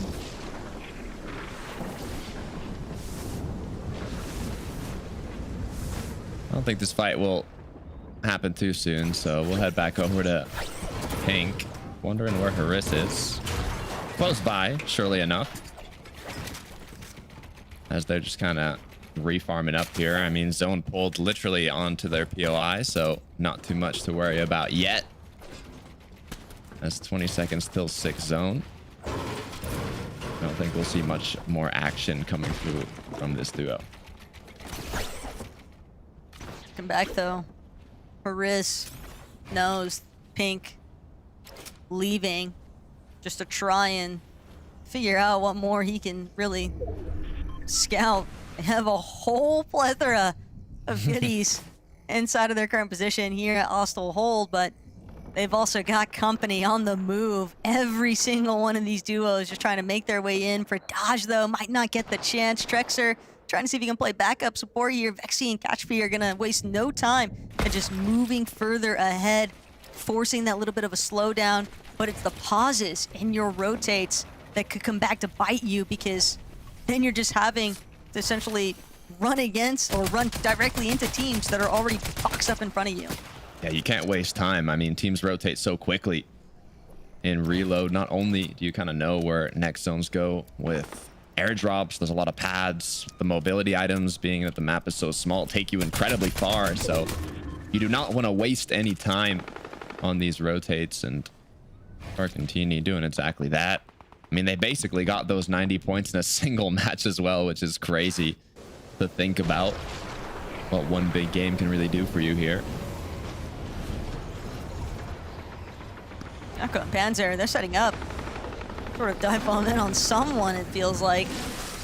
Sky, Scroll though, not going to make it easy, and Yapko might have opted to drop just a little bit too soon here. The entire lobby now looking their way. The moment that those shields were taken out entirely, Yapko, he might have just signed his own elimination efforts here. It's Panzer now gonna try to create a little bit of box out space, but everyone knows this is a solo effort, at least for the time being. Yapko, is he gonna be able to touch back down? That's the I was gonna say, there's good news and bad news. Good news is, you know, reloads aren't disabled. Bad news is you've got 35 people looking at you right now as you fly back in. I saw the rift appear, so we'll see where you anything on the feed, but I actually think he might have made it back. If anything, could have potentially just been knocked, and with where Panzer was claiming so much space, Oh, they're good. possibly rolled in. So a little bit of a blessing here. That lobby pressure didn't continue to ensue after the fact, but Pixie, Swizzy, inside of the bush right now. Very concealed position. Head on a swivel type of mentality here. Trying to figure out whether or not they're gonna have a solid line of sight here on Sky and Scroll. Looks like they want to get aggressive, but they want to make sure they line these shots up first and foremost. They can get a clean elimination. Quick refresh always sets them up in the best position possible. Thomas Focus put into a bit of panic. Focus going to be forced to drop down a pizza. Thomas closer to the zone, but at the same time also has to recuperate that shield that he lost. Hopefully can get some boxes in the zone for Focus to rotate to him, but neither player in yet. Good news is so many builds. Shouldn't have too much trouble making it in. Problem though is having to use those builds that they would have preferred to preserve for actually trying to control high ground later on. But Focus, Thomas, like the matter is, they're at least able to play this one out together. Pink or Riz. Another duo, box nearby. But they've got other plans. They want to get a move on. Want to take the opportunity, follow up on the rest of the lobby. They're heading directly towards the front side position, making sure they carve out all of these trees that could be blocking some of their lines of sight. Ju and Vidil also had the exact same strategy. Back of their heads here is now other teams beginning to make their move. Skyjump, Mumsy, Focus, Thomas. Last one's in, Yapko, Panzer, but they might be some of the first to get eliminations there based on some of the aggression that was taking place. Okay, Saya's scary. I see you. I see you up above. Let's see where this zone pulls. If it pulls east, back up the hill, it could be huge for them. But at the same time, if you look up in the sky, you don't want to celebrate too soon. I don't even want to try counting how many names I'm looking at right now. When you can take that freebie rotate, you can take that fizz pad, you're going to do it. It's a reason why Sky and Scroll have been conserving so many mats in these late games. Keep it simple for you, Takata. Half the lobby, playing the launch pad. The other half of the lobby, still feet on the ground, but that could change at a moment's notice because even those duos that are underneath where Sky Scroll are about to land, at least one of them's got to be holding on to a launch pad, looking to employ similar methods. It has been a very popular strategy, so expect to see plenty more duos catapulting themselves upwards. As Mumsy, Skyjump, they're hoping that they can just get a little bit of an escape here. Vidil and Ju, they've really done a great job at playing through the middle layers. So why mix it up if it's been working? Frontside control also firmly in their grasp, doing what they can to try and cut off other teams that might have had the same intentions here, but Focus Thomas trying to see if they can get ahead of the curve. For duos like Focus and even Dexy too, both, you gotta keep in mind, I mean, they're using a lot of mats for these rotates. Focus Thomas had to kind of rush into zone. They had a little bit of trouble, and all these teams using the pads, they're gonna be incredibly healthy in terms of mats. And placements haven't even started to kick in yet. If you go down with 0 elims, that's a 0-point match. These players have to be cautious. It's bound to happen to someone, though. These first couple of eliminations going to start trickling in, especially when we're looking at Pixie holding on to the RPGs on height. Still doing a great job to look upwards, but only having that gatekeeper and the rocket launcher, Takata, means that it is all going to be a low ground assault currently. Teeny, Shark, they're chilling in the skies. Vidil and Ju, though, forced to drop in that mid-ground territory to ultimate low temporarily. Going to elevate just one tile up, but first and foremost, looking back, they're going to need a refresh. Vidil needs builds. They're running out just way too quickly here. And Focus, Thomas, they might be the cutoff point. 10th zone, 11th now. Placements just starting to kick in with just one more zone left after this. 29 players still up. Might be the most chaotic match we are about to witness. Swizzy Pixie still on height, but that's quickly going to change with Nosif and co building up. Vidil and Ju continuing to play low. They ran out of mats. 2 builds is all Vidil has. Not making use of that pad might be detrimental to them, and the battle for height, it's going to be Shark and Teeny overthrowing. One more time, Shark and Teeny have managed to steal it away. Swizzy and Pixie forced to drop all the way down to low ground. What looked like it was going to be a promising endgame closure has now turned entirely into Shark and Teeny's favor. And for all those teams underneath, they're just looking a little bit too scuffed to actually have a real opportunity to try and challenge for height. Sky Scroll, they're gonna have to duke it out on the low ground instead. Fido gonna be the first knock that they find. Once they make it towards the body loop, that little bit of a refresh, the siphon materials could go a long way here, but Shark, he's fallen. Teeny gonna opt to drop now. He knows as a solo, he can't afford to try and hold on to height. Pixie, Swizzy have stolen their chain right back from Shark and Teeny. They are back. They had height earlier on. There's a little bit of chaos in the mix, but they have crowned themselves once again as the high ground duo for this game 3. Dropping down, 20 builds left. And this duo as well has some. Swizzy with the aggression coming through. I did see a pad getting used, so they might have to be a little careful here, but so far pressure on below Izzy. This is exactly what he needed. Horns were not looking good going into this, but now they're racking them up. Thomas Focus down in the dirt. They want to have a big game here after the 0-point match they just came from. They're able to look back. They're playing that frontside ultimate low and just staying crouched, concealed. Nobody knows what's going on. Scroll won't get a chance to even get a glance. Instead, he's going to find himself on the other end of a shotgun. But Focus, Thomas, looking back. Skyjump immediately recognizes his mistake. But first and foremost, it's all about Focus clearing up these eliminations. He's lost Thomas, but that might not matter if he's able to continue connecting these shots. Still, high ground, too much of a problem. Pixie puts him down. Has to close it out now, though. There's only 2 duos left. Pixie and Swizzy, though, they close it out quickly with the 5th elimination and VR. They held height at the start, and they finished the game off with height as well. That little mix-up in the midsection did not matter to them. They performed when it mattered most. We're just watching circumstances unfold where like 7-8 duos are just being eliminated all at the same exact time. Congrats to Swizzy and Pixie on this one. Desk, what do you guys have to say? I love seeing Swizzy and Pixie rewarded for sticking to their guns on the low ground, Levin, because sometimes our eyes were thoroughly in the sky. So it's good to see that an alternative version of playing this game exists right now.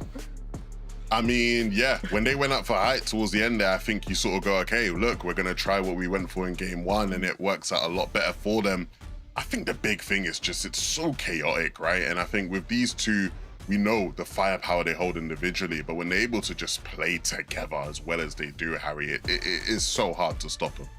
Absolutely. I think with how it's looking towards high ground, I think it's so impressive they're able to get it back after what was happening. The amount of people in the air launch padding and the amount of teams trying to fight for it, right? I think we saw 5 to 6 different teams trying to take it, and it shows that, you know, as we saw, as you said in game 1, it's like they can play through the mid ground, they can play in like a standard way, or when you get a powerful weapon like the RPG, you can then instead go, okay, we're going to try and play for the win condition here. We're going to try and take it from whoever it is on height, and then we'll just try and win the game from there. And, you know, it's one of those things that if they can keep, you know, getting the refreshes, getting deep into the moving zones, and being able to take it as late as they are, even though they tried it early as well, they're going to have so much success this weekend. Yeah, I love that I just referred to them as low ground. Actually, like, they took high ground in zone 10 with that RPG, but I think I was thinking of them not doing an aerial show with the rest of them. Not being as we kept seeing in that one. Let's see, though, how many people decide to skydive after this break.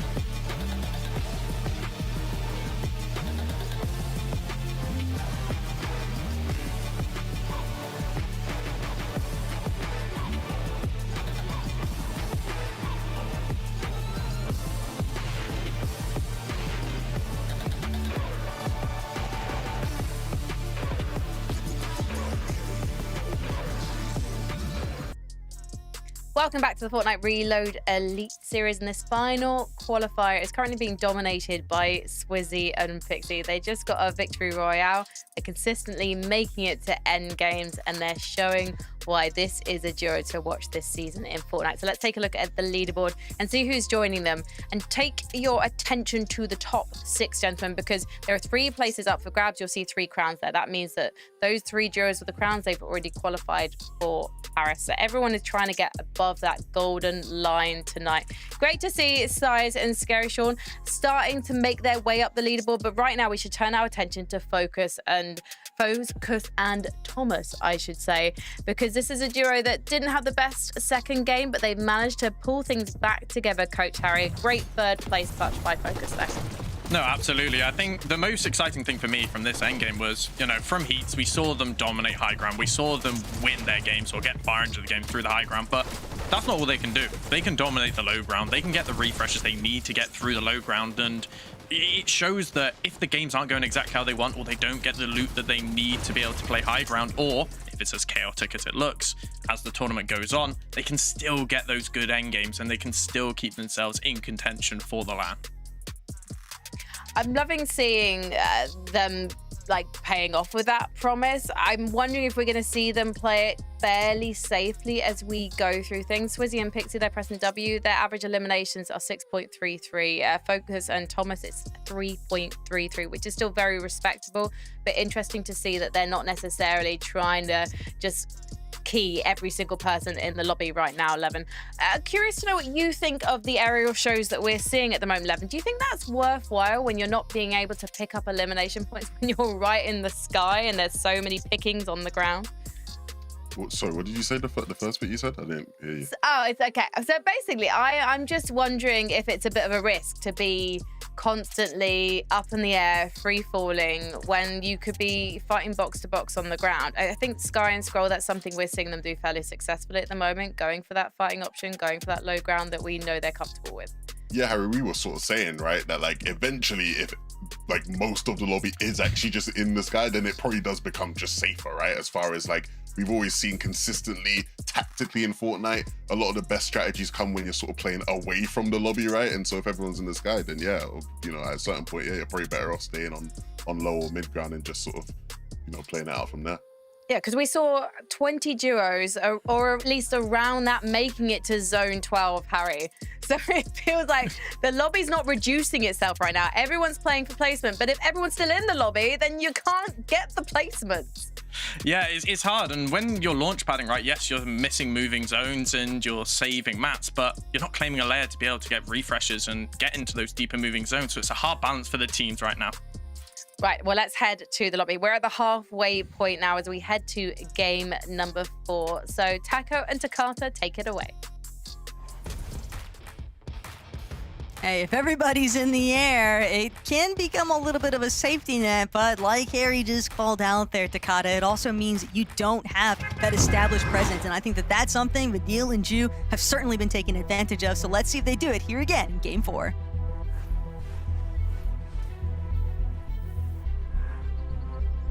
Even if you have 400 mats, but the zone's fully closed, it's only a matter of time before you get eliminated to Storm, right? You have to take that fight. So at what point are you okay with missing out on those elim points? I mean, it's 3 points per elimination. They rack up quickly. So do you want to kind of get further in the zone, or do you want to be able to consistently get more eliminations? I mean, you can do both, but we're seeing it play out as one or the other a lot as well. just got to be so awkward staring down your competition here, but Sky Scroll, maybe a little bit of vengeance taking place early on. Sky Scroll, they see the opportunity. They lock out focus from the drop. And now Thomas, while he isn't being directly keyed by Sky and Scroll just yet, still going to make things a little bit of a hiccup to the early game strategy. So we'll have to wait and see how they actually plan on recovering. Currently holding down that second place position though.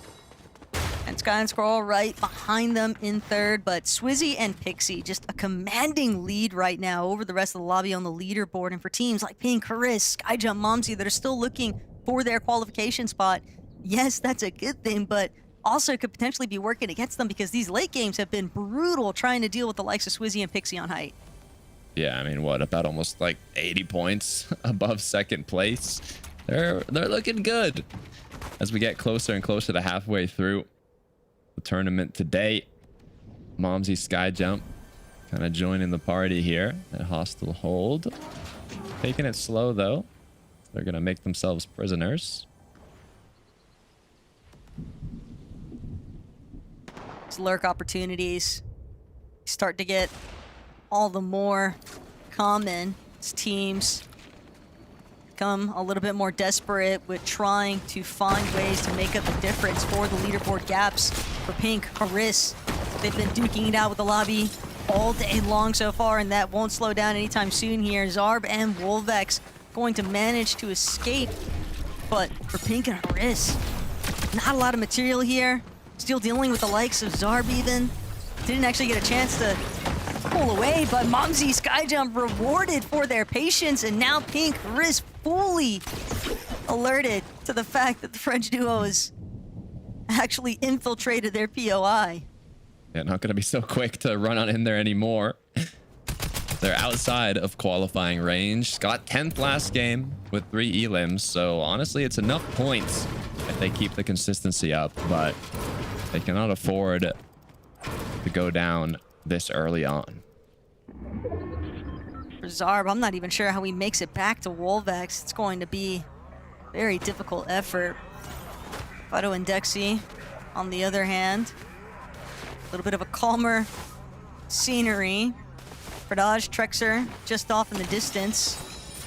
And where some of these teams have really been encountering difficulties has been just after that second partial zone. Is now Fido, Dexy, they decide maybe we get a little bit more involved here as the likes of Fradaj and Trexer, but Memphis not actually connecting. That is just going to be the disengage for the time being. They'll continue going their separate ways as we get further and further into the match. Syaz didn't have a good time here as Deemish and Darm, despite an unfortunate day, 5 elims on the board in game 4. I'm liking it. Nice to see Darm and Deemish back in the action though. A bit rough in their situation, so definitely expecting them to be very fraggy in this 4th lobby. They've got their work cut out for them in terms of playing catch up. Fortunately though, they are a LAN qualified team, so that is a little bit of a silver lining here, but it's also dangerous for the rest of the lobby when you've got a team that's willing to key so aggressively and they've got nothing to lose practically. As P and Haris are gonna be some of the first to actually encounter them. Elimination feed lighting up there in Pink and Haris's favor, but now they know there is a duo nearby that's willing to just get scrappy. It's kind of the at what cost you were bringing up. I mean, they could give the players another placement possibility on the leaderboard, but at the same time, they could also just key you.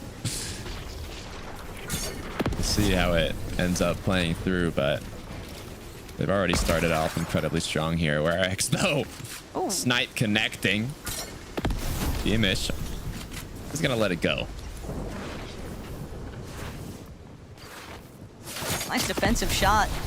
Getting chased. Still, Zarb and Wolvex willing to pursue him.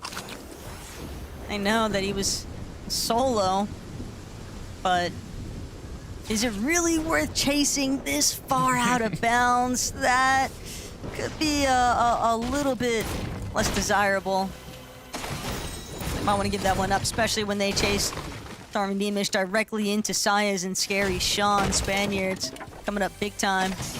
Some eliminations there. It's Winter, Hellfire, just trying to gather whatever they can find. Other teams, a little bit more center zoned, having a slightly easier time at avoiding some of the chaos that's unfolding inside of the storm. A lot of back and forths. I think Saya, Scary, Deemish, Storm, they've been having an ongoing battle throughout the day. And it hasn't finished yet. There's just another team that's joined the party. For Scary, I think he's been elim like 3 or 4 times already in this game. Shark Teeny trying to find his teammate now. Little did he know, he's crouched right in front of him. Oh! Oh! Sayaz goes down. Teeny has found him. Good news is he waited long enough to where his teammate actually got brought back, I think. Hopefully not beamed out of the sky. Hard to tell some of the action that's sort of taking place here. Mumsy Skyjump just constantly trying to threaten Pink and Hariz. And Hariz now being eliminated. Pink, unfortunately, just doing what he can to gather whatever scraps he can find. It's very difficult at this stage of the game to actually find and put together a decent loadout between 2 players that have just lost everything before the first partial, but they'll have to find a way to try and overcome that obstacle. It's Volko, Cringe, taking a moment to heal here. A couple of teams surrounding them. Won't make for easy rotates. Not at all. Valerie, Chuck. With Cringe and Volko just looking for an opening.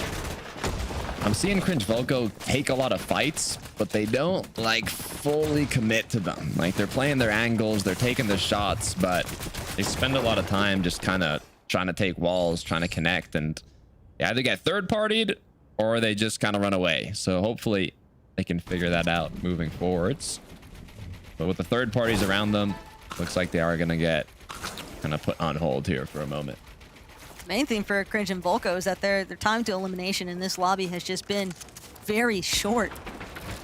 They've got 5 already for elimination points building up in that department, but I think more importantly still, weren't really expecting that much of a pushback from Chuck and Velry. I mean, Cringe out there in the open when he was taking that last little exchange, and still Velry unable to 180 it in their favor just yet, but Hellfire, Winter, Badil, Jew, just kind of lurking about.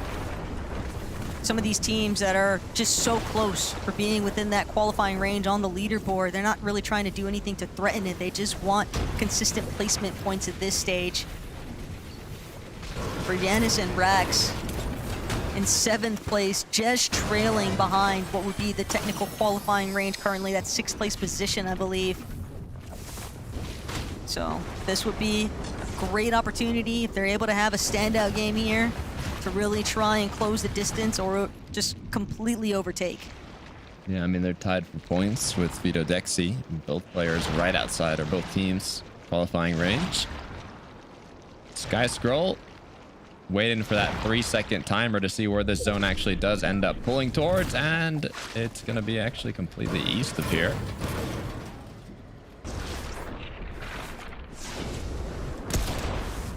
Got what they were after in terms of the vending.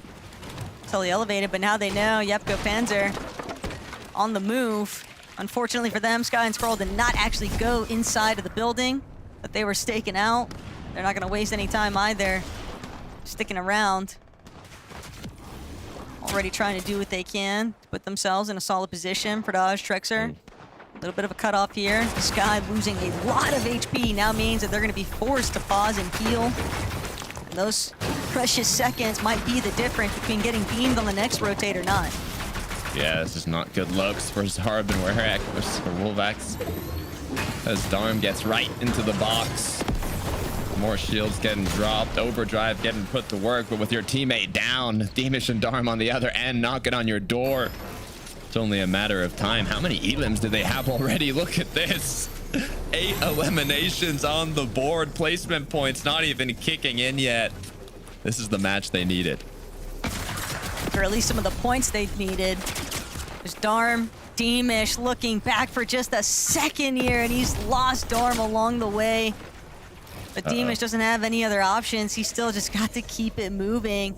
He's trying to create just even the slightest buffer zone opportunity to see whether or not Darm can even touch back down to his position. He might even be able to make it back to his old body loop, but with Dennis and Rax able to kind of hold him off, yeah, they're willing to give chase on this. They know this is an injured duo. This is our best opportunity to get a very solid refresh. So many teams on the bridge, though. They have angles. Not really the fight you want to take here. We'll see where the zone ends up pulling towards, but reboots will be disabled now that 7th zone has appeared. So no more freebies.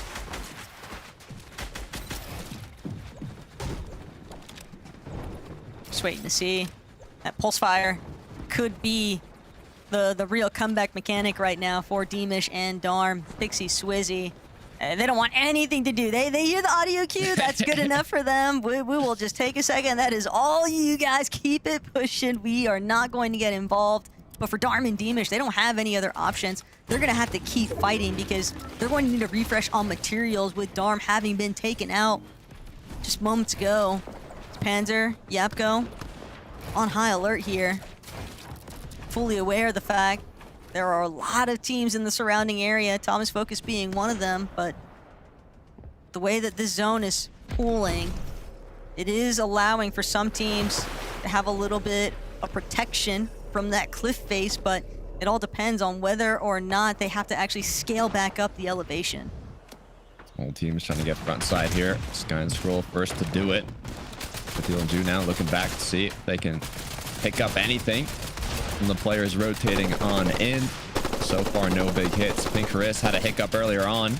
One of them got knocked. Now trying to force themselves into zone, but with a duo close by with Thomas and Focus taking shots from afar, it's going to be difficult. The good news is Trexer has gone down. Focus is now on for dodge,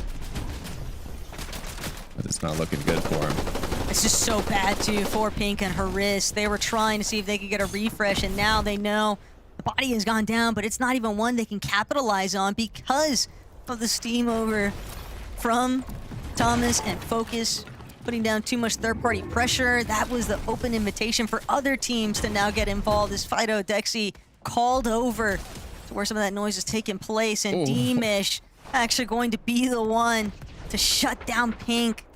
It's so hard to keep tabs on where everybody is at, especially when you got a player like Deemish and Darm fighting just behind you with the Mammoth Pistol. Tough. Sky Scroll once again in the clouds alongside Sharktini, making that rotate come through. Curious to see if, you know, it's going to be the same amount of people as the day goes on, if more are going to start doing it, less are going to start doing it. I mean, it really depends where you are on the leaderboard, what you need to qualify. This time around, though, not as many players eluding the kind of pad rotate as last game. The whole lobby is going to get involved. If players have the option to try and fizz pad up, they are going to take it every single day of the week. It is just too promising for helping them avoid, but poor Haris doesn't even get to factor in for the placement points. All that effort early on of escaping those early scrappy fights just kind of fizzling out here is now the entirety of the lobby is just going to start sending it upwards. Deemish and Darm, though, more than content to just take over on the low ground. Just focus on the receiving end now of their aggression, and Deemish, Darm.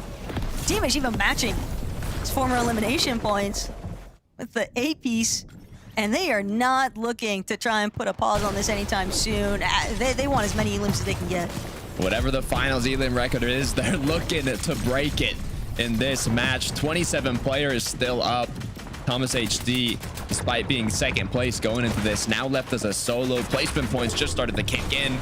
Deemish and Darm, they've had an unfortunate day, but one big game is more than enough. Almost already at 100 points. That was the cutoff to qualifying going into this game. Good news is they're already qualified, just like Swizzy and Pixie, who've overthrown high and have 6 rockets left in an RPG. It might actually be working in Darman Demish's favor too, because the way that they're destroying builds from height just makes it all the easier for a team on low to try and take them out as Thomas trying to squirm around, but Yanis, Rax will make quick work picking up that elimination. Darm has fallen yet again though. Demish just been keying out of his mind here today. 9 eliminations already, but finally going to be shut down as Shark and Teeny, one of the double trouble components in Shark's hands, is a fearsome sight, but what will he do next? 3 eliminations already. They've got to play catch up if they want to try and overcome where Swizzy and Pixie are currently out on the leaderboard. And it is a big ask when you're also having to deal with the likes of Yapko and Panzer now making their presence known on height. Despite having qualified, they've been having a bit of trouble today. Yapko, Panzer, they can force height here. Could be the match they needed. Caspi, Vexy. Nice little pickup. Second Elim on the board now. They've been consistent, but not enough to be in that top 6 range. It's Swizzy, Pixie said, not so fast. This high ground is ours. Yapko left alone. Crack now as Swizzy gets back up. Greeted by his teammate as they're looking to close it out. Issue is running low on mats. Shark with a dangerous loadout. This is not something I'd want to face up against. Fido goes down. That's 6 for Shark and Teeny, and they're just getting started. Just full control over this ultimate low ground. Now teams that are starting to try and break away from the pressure coming out of Swizzy and Pixie on height. But Deal, Jew, they might have a chop. Vexy could be dropped directly into their box instead. It's going to be Catchby and Vexy try and turn things around. Still a little bit further ahead, but Deal going to cut that med kit off though. Immediately make their way forward. They need every little bit of material that they can find, but Jew gonna be dropped straight into Shark's hands. There is nowhere left to run here. It is exclusively down to Vidil to try and pick up whatever placement points he can find. Hellfire now up above. They've overthrown Swizzy. He ran out of mats, goes down. This is big for Hellfire and Co. Another quick elimination possible onto Skyjump. Goes down for it, misses the shot. Good news is both players are up. Bad news, your teammate is now gone down. It's all up to you, Hellfire. Can you make it happen? It's Sky and Scroll up above. 4 duos left, 6 players.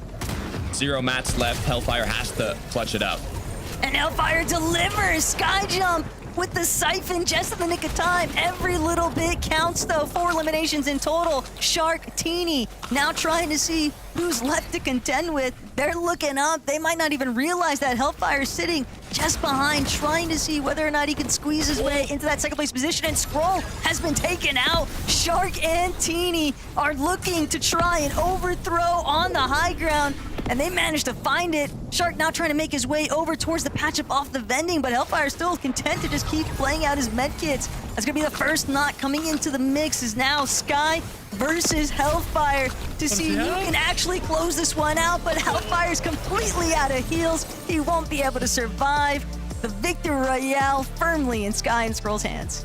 What a way to close it out. We had the clash of the EU Titans. Sky Scroll up against Shark and Teeny, and all while that was happening, Hellfire just eating up his pizzas, healing up with medkits, doing anything he could to stay up, actually clutching the second place spot, bumping himself up that leaderboard. Sky Scroll will close out with a win though. Let's go back to the desk. Thank you so much. Yeah, Sky and Scroll there, proving that as long as one is alive, they can definitely get it done, Harry. And it looked like Sky could have potentially won on the heel off, but managed to make things work versus Hellfire there. Yeah, absolutely. I think one of the things we've been seeing more of this season is the tendency from Sky and Scroll to actually go towards high ground, right? You know, it's not really something you really, think when you think of Sky and Scroll as a high ground team, but, translating that and being able to do it also in reload with, as you're seeing throughout the games, just the amount of chaos on high, it means that, it makes them a much more well-rounded team, especially after their experience at the Summit and, all the experience they've got throughout the year. I think, you can never really count out Sky and Scroll. Yeah. I mean, Levin is just yeah, I agree. Do you agree, Levin? I do agree, yeah. I think one of the main things you obviously see with these guys is, especially in this lobby, there's so many opportunities to take it, right? And I think the way these guys play the game, they are the best in all of Fortnite at giving themselves time to make those types of decisions, to make those calls. And again, I think the theme of this lobby has obviously been a lot of the heal off site, and obviously Sky always going to be able to keep his composure in those moments. And so a great win for these guys. And again, showing us that when it comes to Paris, they are going to be a threat. We always know they're going to be a threat in any competition they are in, but it's not just Battle Royale for these guys. These guys are top reload team. Yeah, I felt like these two had to dust themselves off after Düsseldorf. They went in as the favourites. Obviously, it was a devastating Game 12 for these guys where they narrowly missed out on taking that trophy. So the opportunity to go to Paris yet again as one of the favourites to take it is something they don't want to fall short at. So let's head to a break. When we come back, we'll be starting the second half of the games.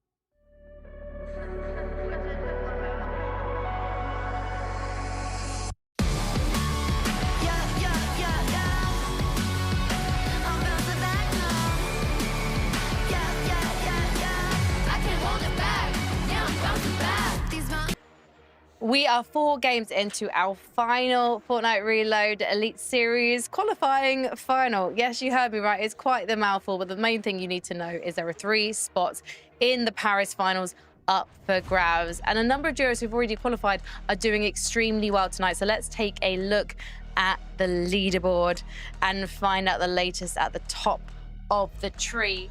We have got Swizzy and Pixie continuing to dominate. And as you can see there, all 3 of our top 3 are already qualified and already vying to try and take the title tonight, Coach Harry. Yeah, I mean, as we've talked about already today, is like there's a reason they're qualified. After 4, different rounds of qualifications, you're gonna expect to see the same teams at the top, right? And obviously you want to see underdogs doing well, teams haven't qualified. But it's always exciting to see the same teams at the top vying for the title, and it's always great to see teams like Swizzy and Pixie, Sky and Scroll, who just recently in the Div Cup were fighting for the win over that, and they're continuing it the next day into the Reload Elite Series as well. And Shark and Teeny 11, they're looking on quality form. It doesn't matter which format, whether it's FNCS or Res. This is a duo that doesn't disappoint. Yeah, we all were sort of coming into this going, okay, this is going to be a great opportunity for us to figure out who are the best EU teams that we are sending to Paris. Right? You said that at the start of the show, Harry, didn't you? I think based off of how today's been going, it's quite clear, at least we're at the halfway point, but ultimately Shark and Teeny, they've been probably the most impressive team throughout the year from EU, right, when it comes to RES, and I think they're going to be a team that nobody from any region is going to want any problems or any smoke with when it comes to that LAN in Paris, because they are just unbelievable in this mode. I think it plays to a lot of their strengths as far as just, you know, a lot of times just being able to focus on being good endgame players, which is what they've been all throughout the year. And so, again, a good showing, but they'll want more out of today. They'll be fighting for that first place still.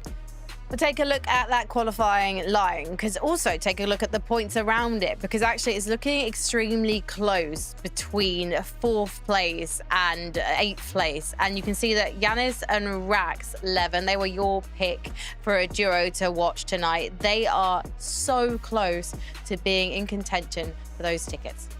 Yeah, the biggest problem I think we're seeing with them is just the fact that they keep getting to endgame, which feels like the whole lobby is, right? But then it just seems to go awry in that final movement zone. Well, anything can happen in this format. So let's head into game number 5 with Taco and Takata. Thanks, Frankie. We're now over halfway through our final qualifier for RES here, and it's getting a bit heated. I mean, there's a 12-point difference between top 10, top 7. Top 6 currently qualifies you, so let's head right into the next game.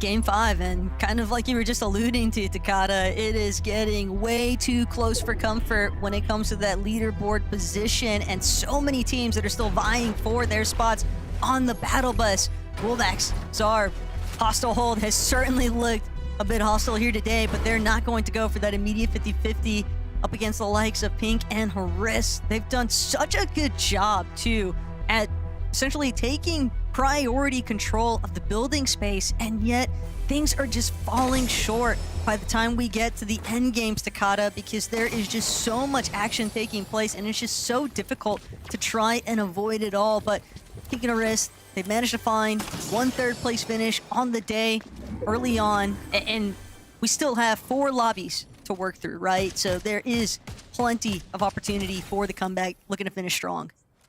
Nice shots. Yeah, Panzer not missing shots. Unfortunate for Momsy, but you said it yourself. 4 more matches, a lot can change. Despite 4 already being played, we're just halfway through. Saya Scary, not a great end to the last game. They were looking good, kind of finally bumping themselves into qualifying range, but then went down with just a 3-point game. 1 elimination, 19th. So we'll see if this time around they can actually kind of make it once again to that end game and show what they're truly capable of. Not surprised to see Size and Scary looking to get a little bit more aggressive, though, up against the likes of Chuck and Velry, just looking to take advantage of those 3 points per elimination elements, and every little bit counts at this stage. But now they might have invited a little bit of aggression from Chuck and Velry. Sai is just, how far away are you from Scary? Will the backup be there? But no, instead, their heads are turned entirely into Yanis's direction. Velry and Chuck, they had completely separate intentions. Not even fully sure that they might have even realized that it was Science and Scary who were taking shots at them. They don't care. They're gonna opt to just take matters into their own hands here. Yeah, switch focus on the duo. Zarb. Uh-oh. Quick aggression coming through onto Scary. Crash pad not gonna be enough, though, as the disengage comes through. Syaz now has to be the next one to be careful. 2v1 coming through, only a matter of time. Gets boxed up, shot connects. And Syaz is gonna go down, leaving Scary alone below. The reload's gonna be tough on this one. And that was part of the risk associated with how Scary and Syaz had just split the aggressive instance there. What initially was just them trying to scout for elimination onto Chuck and Velry has now turned into them having to try and play the defensive from another duo who is also trying to make up the difference in leaderboard points. Pixie and Swizzy, though. These guys have had an incredible day today, and I gotta give big shout out to their coach as well, Tezzy. They have clearly been doing their homework when it comes to the reload game mode, and they have seemingly figured out exactly what works best, and that consistency of success might even net them the first place on the day if they keep the ball rolling here. They were about 80 points ahead last match, but now they're, I say just, but a little over 40 points ahead of second place, so it did cut in half. Gap is getting closer and closer with Sky and Scroll's performance, but as you mentioned, they've just been playing incredibly well. So I wouldn't be surprised if they kind of continue to expand that as the games go on. Can't afford to take your foot off the gas for even a second here, though, because even if you start with some lights out performances, if you're not able to actually keep that momentum, it is very quickly that other teams will look to play catch up and just overtake your position on the leaderboard. Focus Thomas chilling though for the time being. Yeah, not too much action going on over there. Yapko Panzer though, some hiccup kind of came through. Panzer has no shield. Both players have about 3 to 5 HP. But hey, they're in zone. Nobody's pushing them, so it could always be worse. Could also always be better. Glass half full sort of mentality, but Panzer and Yapko. Okay day. Nothing to really write home about, but when you are a team that is already qualified for the LAN, it's a little bit less pressure for that circumstance, but yeah, prize pool is still involved here, Takata, and you know that they would love to get the lion's share of it. That they would. Is he no sip? Picking up a quick elim onto Zarb. Slurp truck, not even needed. As I guess they'll just continue playing zone here. They have more than enough mats. No rush at all to make it on in. They might decide, though, to get themselves oriented a little bit earlier on. Recognize the fact, shots off in the distance, close enough for them to maybe third-party the action. But Velrychuk, they've already had the opportunity to try and heal back up on those shields. Even get a little bit of a look-back instance to see where things went so right here for Velry, and that's just an immediate tag team tackle against Wolvex. Nowhere really left to run, just fully boxed up with no escape plan, and now it's just about making sure that they don't fall victim to Izzy and Nosif, who were just behind their last position. Now, Cringe and Volko, they've consistently got a decent amount of eliminations throughout the day, but placement points is where they're falling behind. They got top 10 in the first match of the day, but since then, 13th, 16th, 14th. Remember, it's top 15 when you start getting placement points. So they just have not been able to make it far in the late games. Momsy sky jump, though, looking to make something happen here. Panzer quickly gone down. Yapko put into panic as he tries to disengage as quickly as possible. But sky jump and Momsy are going to be happy with that refresh, and they're just kind of loot up and keep on going. Panzer, though, might just be running directly into the conveyor belt. He's not alone, though. Other players also having to take the reboot option here. But eliminations have definitely been building up, and we're just calling out the fact that Volko Cringe, they haven't had a problem finding the limbs, but now who they're actually taking out, Ju and Vadil, they have largely just been trying to play for position throughout today's matches. Only one game that they've actually had so far outside of top 6, which is a big part of the reason why they find themselves currently inside of the top 5 overall. But these early thorns in the side could be a problem. Yeah, I mean, they've got some of the lowest average eliminations, but some of the best average placement. And with this hiccup now, we'll see if they can keep that trend going in terms of placement. Good news is, you know, they're in zone. There's not too many more players around them. And with Hellfire and Winter disengaging, you know, they'll have the bending as well. Ju's got to slow play it. He knows that Hellfire and Winter, they don't realize that he's here currently over at their training still, but he has so much material that he has to refarm. And not only that, but even making it back into zone is going to be a challenge all in its own right. They're not the only ones facing it. Haris Pink, 555 currently Material isn't the issue. The medkits aren't a problem either, but we've just seen so many games here today, Takata, where even by the time we reach first moving zone, we're still looking at no placement points really being factored in. Usually right around 10th, 11th zone is where we start to see the lobby just thin out, and it happens so rapidly too. 1 second, you're placing 16th, the next, you're watching like several other duos all of a sudden just fall. And it's just the quickness behind it that it just caused so many problems, because nobody wants to be the first duo fully eliminated, but the smaller the zone gets, the more difficult it's going to be, and especially with half the lobby feels like spending so much time in the air with the launch pads, there's really not a whole lot of opportunity to try and extend your own lifeline. Yeah, I mean, in the third match, we didn't even reach top 15 out of the 12 zones. In zone 11 is when we finally got top 15, the second to last zone, which is ridiculous. And in the blink of an eye, like you said, it can go from top 15 to top 10 to the game's over, right? So it's tough. You got to be hitting your shots. You got to be able to play aggressive when everybody's just everywhere and the chaos is unfolding. Pixie have been doing an incredible job at it, though. Consistent throughout the whole day. And it looks like they're going to continue that, not taking any risks early on. They've got more than enough loot, vending, everything they really need to continue pushing forwards.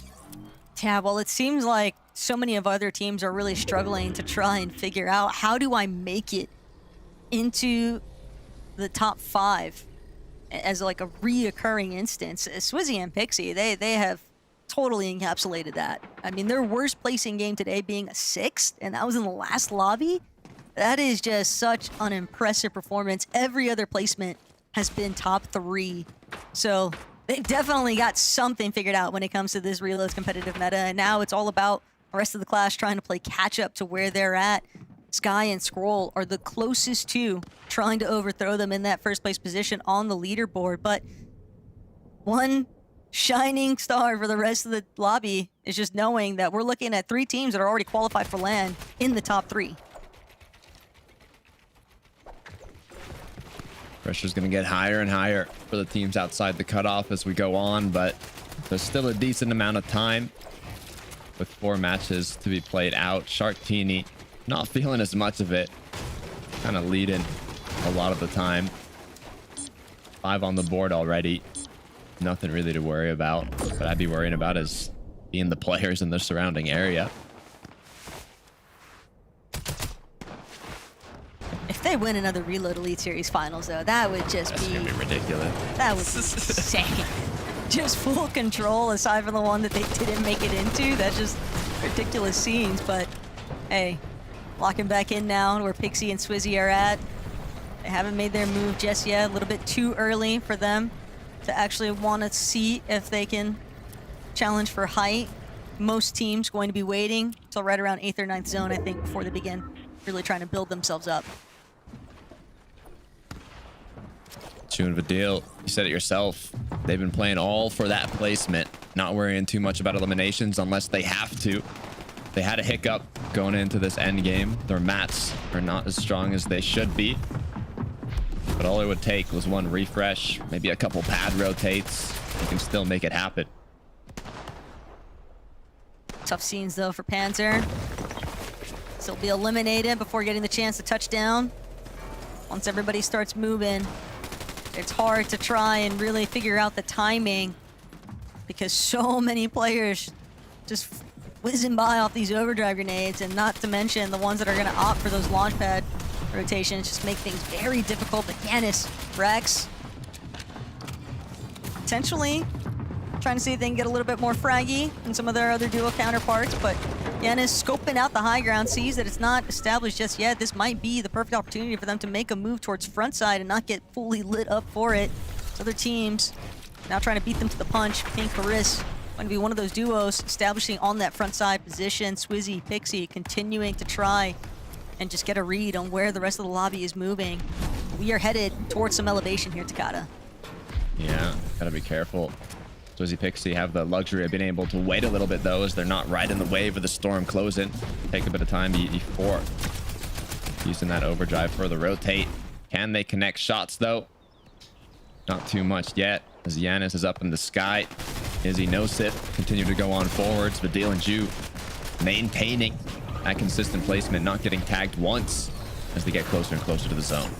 They're gonna need to force a fight here, and they might not have the luxury of picking and choosing. They're just gonna have to get active, and the lobby won't even give them the chance. Velry going to take out Vadil. The ball is exclusively in Ju's court now to try and determine how far can he really push his limits. Will he be able to actually find himself inside of the placements to begin with? Because there are still so many other teams that you have to try and factor in, and working through the solos is not going to be easy measure for anyone. So now Swizzy, Pixie, front side, theirs. A little bit based up, looking back. As now the pads come through. All these players once again alluding to the pad rotate. So you got to be careful though if you're down below. You don't have a lot to work with. Good news is almost cap on mats for Vexy and co as they continue to head on forwards. Ju though, they were doing just enough to stay in qualifying range, but if Ju goes down now, they're gonna have to lock in for the rest of these matches. Scary falls shortly after. Nosif up on height. Now providing the opportunity for those teams in that 6th through 10th position to see whether or not they can actually overtake where Vadil and Ju were last seen. But Pixie, Swizzy, it's like time has slowed down. Every time that we actually catch a glimpse of these guys, they just don't look like they're working under any pressure. Dexy and Vito have done a great job too. Just staying inside the air. A little bit of fall damage for Shark. Slightly misstep, but still manages to catch himself. Just waiting to see who might be the first to look his way, but Height is just exclusively fixated on Shark right now. He is burning through his builds. Izzy and Nosif are not trying to let him have the easy way out. Not at all. They do not want to let it slide as they continue to apply that pressure. Vexy, tech speed as well. Looking to see if they can get on ahead. Their path has been blocked. They're forced to change a layer, but it's always dangerous. Rax now left alone. Show us why you're being talked about so much on EU. Show us why the expectations are so high. It's going to be difficult, though. 5 mats, 19 HP. Placement points just started to kick in. This is where it matters most. Shark as well on the bottom half. Show us what it takes. Winning not just the first RES qualifier, but back-to-back with Teeny winning Qualifier 1, Qualifier 2. Now here at the final qualifier, Shark running low on mats. He's going to need to play for a refresh. But it's all about Rax right now, whether or not he's able to actually stumble upon some body loot, or just how long can he actually keep himself in contention. No one has spotted out the fact that he's just been rolling around from inside of Chisel Cubes, but stuck just in front of the tunnels. He's gonna opt to take this path through. He's at the mercy of the zones at this stage of the game. That pullback, though, definitely gave him a big lifeline, as Shark won't be able to escape the pressure. Sky and Scroll have completely cut him off. This Fido, Dexy, the last seen in the air. Now they're gonna be seen on the high ground. Pink trailing off in the storm, trying to play catch up with the rest of the zone. But Rax, the moment he takes this ascender, someone is bound to look his way. And he's still looking up. Catchme gonna be the first to drop, but Rax doesn't connect. He needed that shot to hit for the refresh, and instead it's gonna be Catchme who gets a little bit of an advantage. Still got 5 different placements, though, from 15th to 10th for Rax. So overall, great job. Scroll and Sky from winning the last match, looking to see if they can make it a back-to-back. They've got the builds, they've got the loot, but there's still 6 duos up, 11 players as they push up and up. Cringe Volko. This is a huge match. This is exactly what they were looking for. It's been all about eliminations for them, but now they need a game that just converts into solid placements instead. Fido and Dexy seemingly heating up now, putting so much pressure onto these lower layers, making it very difficult for the likes of Robin to stay left standing here as a solo. Only 3 builds remain, opting to try and play out the medkits instead to buy whatever extra placements he can find. The moment he tries to go up, though, Cringe, taken out. Scroll won't be able to survive it either, and just like that, the lobby is thinned out. Dexy just living life up above, nothing to worry about, still in zone as Hellfire again with another heal off, but the sickness gets the best of him. Goes down to Storm as Dexy's left alone. Will he be able to make it to the vending? Will he be able to find any heal? 10 HP left, and no, Dexy goes down. Robin Glubchi are actually going to close out this match and get the win. The builds, those pre-existing builds just coming back to haunt them. They're just not able to break through in time, but that's a big game right now for Robin and Glubshi, and they're not the only ones. The Victory Royale was sorely needed, but this is definitely going to have some very big impact on our leaderboard overall, because a lot of those leading teams that were looking for that top 3 placement, Takata, well, they might have been overthrown for it. So Frankie, Levin, Harry, what do you guys have to say? Thank you so much. Vito and Dexy have been flirting with high ground all night long, and although they were able to take it, they weren't able to take the Victory Royale in the end. That one instead went to Robin and Glubshi, Harry. Yeah, I mean, before this game, they were in 18th place, right? I think it's one of those things that you can have a rough start to the tournament and you can give up, but it's really good to see that they didn't decide to do that. We're halfway through, and, you know, there's some teams after halfway through, they're on 250 points near enough. So it's very easy for them to get back into the point of qualification, and this is the start they needed.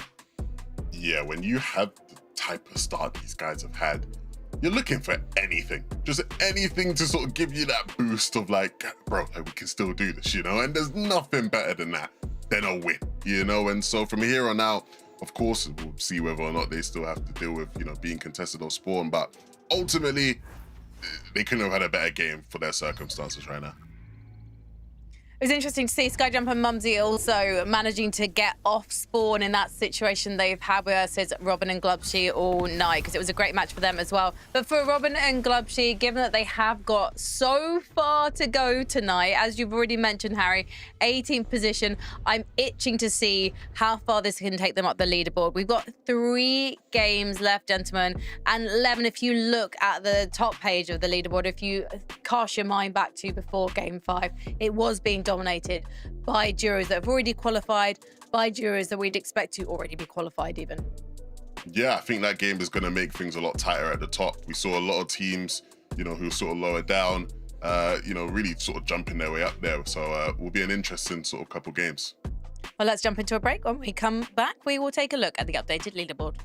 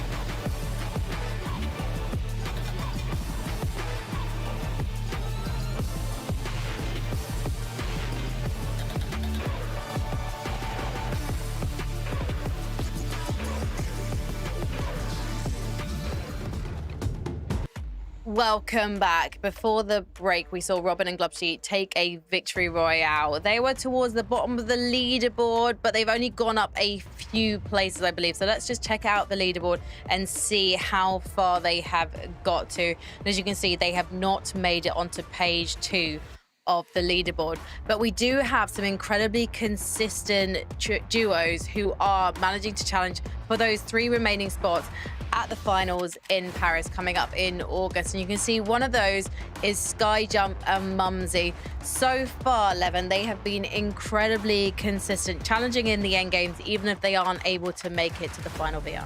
Absolutely. I'm not going to lie. I'm a bit shocked that the 2 teams sort of above them, right? They're the ones that have sort of climbed into it, right? Whereas Skyjump and Mumsy going into this game were in that top 6. They had a spot and it looked like they were going to sort of continue to solidify their spot, Harry. You know, you could see them sort of posturing for height. They were played in the storm. They went to tank. Unfortunately, they go up for height and Dexy and Fito just, you know, took it from them, right? They had padded earlier and so they couldn't hold it. Again, we've seen consistency from these guys, but we can see so easily how these things slip away from you. Let's take a look at the... Oh. No, I was just going to agree with him, that was all. Yeah, no, good. Well, let's take another look at the leaderboard, because Levin had mentioned about the consistency of duos we're seeing so far. And Vito and Dexy, they missed out, Harry, on that last victory royale because they couldn't get to a vending machine in time to win the heal off. And a heal off, it feels like this is the meta endgame we're seeing tonight. No, absolutely. I think with the addition of the launch pads and how people are playing them, it makes it so much harder for teams. You know, the teams who are playing Storm that we started to talk about at the start of today, it makes it harder for them to, you know, get those extra placement points. So for the teams who are, you know, more playing towards supply drops or, you know, trying to play for center zone, they're getting really deep into these end games just from being able to save a few medkits. And it's so interesting how, you know, even just taking height isn't enough now with how much is happening in these end games and just how much heal off is ending up happening. And I'll be interested to see if more teams decide, you know, we can't actually play Storm. We actually need to decide, you know, we need to save these medkits so we can actually, instead of, you know, getting a 6th or a 5th, actually get those wins. Well, we've got a few more games to go tonight, so let's head into our next one with Taco and Takata. Thank you guys so much. And yeah, the amount of heal-offs that have just been taking place in these endgame circumstances, Takata, it has made things very difficult in terms of being able to consistently determine what's going to actually end up, who's actually going to end up with the victory royale. And with so much taking place, a lot of our leading duos that were initially looking for those qualifying spots now being pushed just out of the qualifying range. So things are looking a little bit dicey here. Nothing is guaranteed for those teams still hunting for the qual spot. So we'll see what happens next here in Game 6.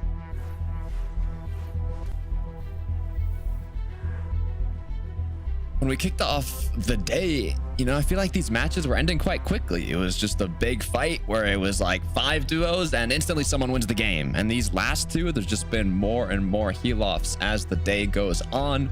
You mentioned as well, duos kind of dropping out of qualifying range. Thomas HD Focus is one of them. Hopefully they can lock in these next 3 games. Haris Pink, on the other hand, trying to work their way into qualifying range at 114 points. The gap is getting wider and wider, currently at 168. Kind of got to make something happen here. Right around that stage where you almost have to contemplate, is it worth committing the same strategy we've been working with, or do we try to mix things up? And in the case of reloads, the risks that are usually involved is going to be just trying to key elsewhere on the map. Thomas Focus taking matters into their own hands. When you think about how far they've been pushed down the leaderboard just from one, or actually it's been 2 games here today that they've fallen outside of the placement points range. And when you don't have eliminations to go with it, it's just been very hot and cold from this duo all day long. And that just goes to show for such a strong team with so much potential behind them. We've seen what they're capable of. And yet here in Reload Elite Series Finals, it's a dog-eat-dog world. And also when you're splitting a drop with Sky and Scroll, a duo that's already confirmed, and having to deal with the likes of other teams kind of sneaking into the vicinity, it's tough scenes. But Ju, Midil, they'll waste no time taking out Winther. Wherever Hellfire's at, he needs to stay hidden for a couple moments longer. He's trying to make sure that he escapes from the clutches of Midil and Ju because they cannot afford an early elimination right now. Not at all. We saw the hiccup that Vidal and Zhu went through in the last match. They were doing just enough to kind of put themselves in qualifying range, but once you have one bad game after doing just enough, it quickly drops you out of that qualifying range. So good job being able to pick up Winther there, but wonder how that's going to continue.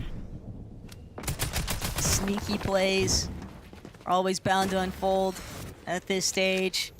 Zarba and Wolvex quite a long ways from home right now. Hostile hold. It's a little bit too problematic. So they decided to extend their range elsewhere. But for Skyjump and Momsy, man, today is really going to be difficult, I think, for them. I think it's a mental battle as well that they're going to have to try and overcome here, because you have to think all the way back even to that first Real Elite Series finals. Momsy just one placement off. Although back then, having duoed with Sato for that Real Elite Series finals, and now here today, technically in contention, but it's about maintaining it. And for Momsy and Skyjump, that's where the pressure really starts to build up here, because Momsy's already had it within his grasp one time here before.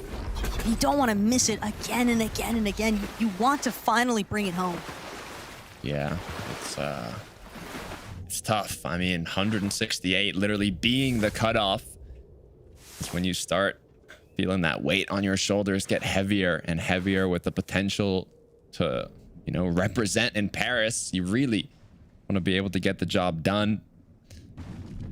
We look on over to Darm and Dimish.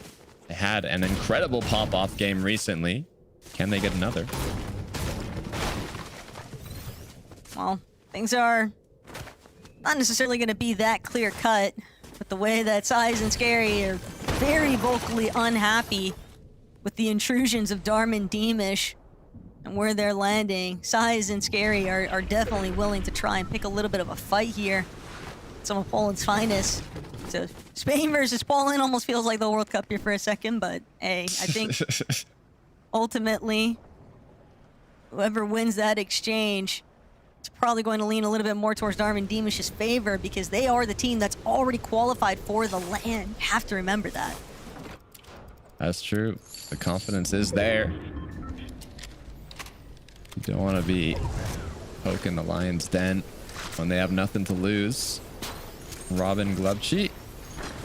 Great heal off in the last game. Issue is, every game prior to that, not really the best. So hopefully they can keep the momentum from the win going forward for the next 3 matches, because it's what they're going to need if they want to qualify. Well, they've definitely got an uphill battle to go, and they're one of the teams that they can't take it slow. They have to sprint their way up that hill. They want to put themselves into a real contending factor for it. But Darm, Dimish, still hanging around. Fearless Pierre. Solid loadouts, but they are definitely no foreigners to fighting. They have been hunting out battles ever since they were able to actually be participants to the lobby. Because now Wolvex and Zarb hunting down Yanis. Again, anytime players are seen in that reboot, it just becomes an unfortunate sequence of events here where oftentimes they are just going to be chased to the ends of the earth. It's just too free to get those elimination points, and poor Rax just has to sit idly by and hope that he doesn't get sniffed out. We'll see. Is Yanis gonna try and get away from here as quickly as possible? Issue is, it's going right towards Darm. And Werix does not want to let that slide. Quickly changes the aggression to Darm, though he's been cracked. Now pressure is put on, as both players might have to do a quick reset here. Dimish, Darm, grouped up below. Builds already been placed. No longer quite worth it. Continue the aggression. It's actually a huge win, though, for Janus and Rex. Sure, Janus had to be a victim one more time, but at the same time, Rax was able to create a little bit more space. Yanis actually has an opportunity to play his life off of the reboot.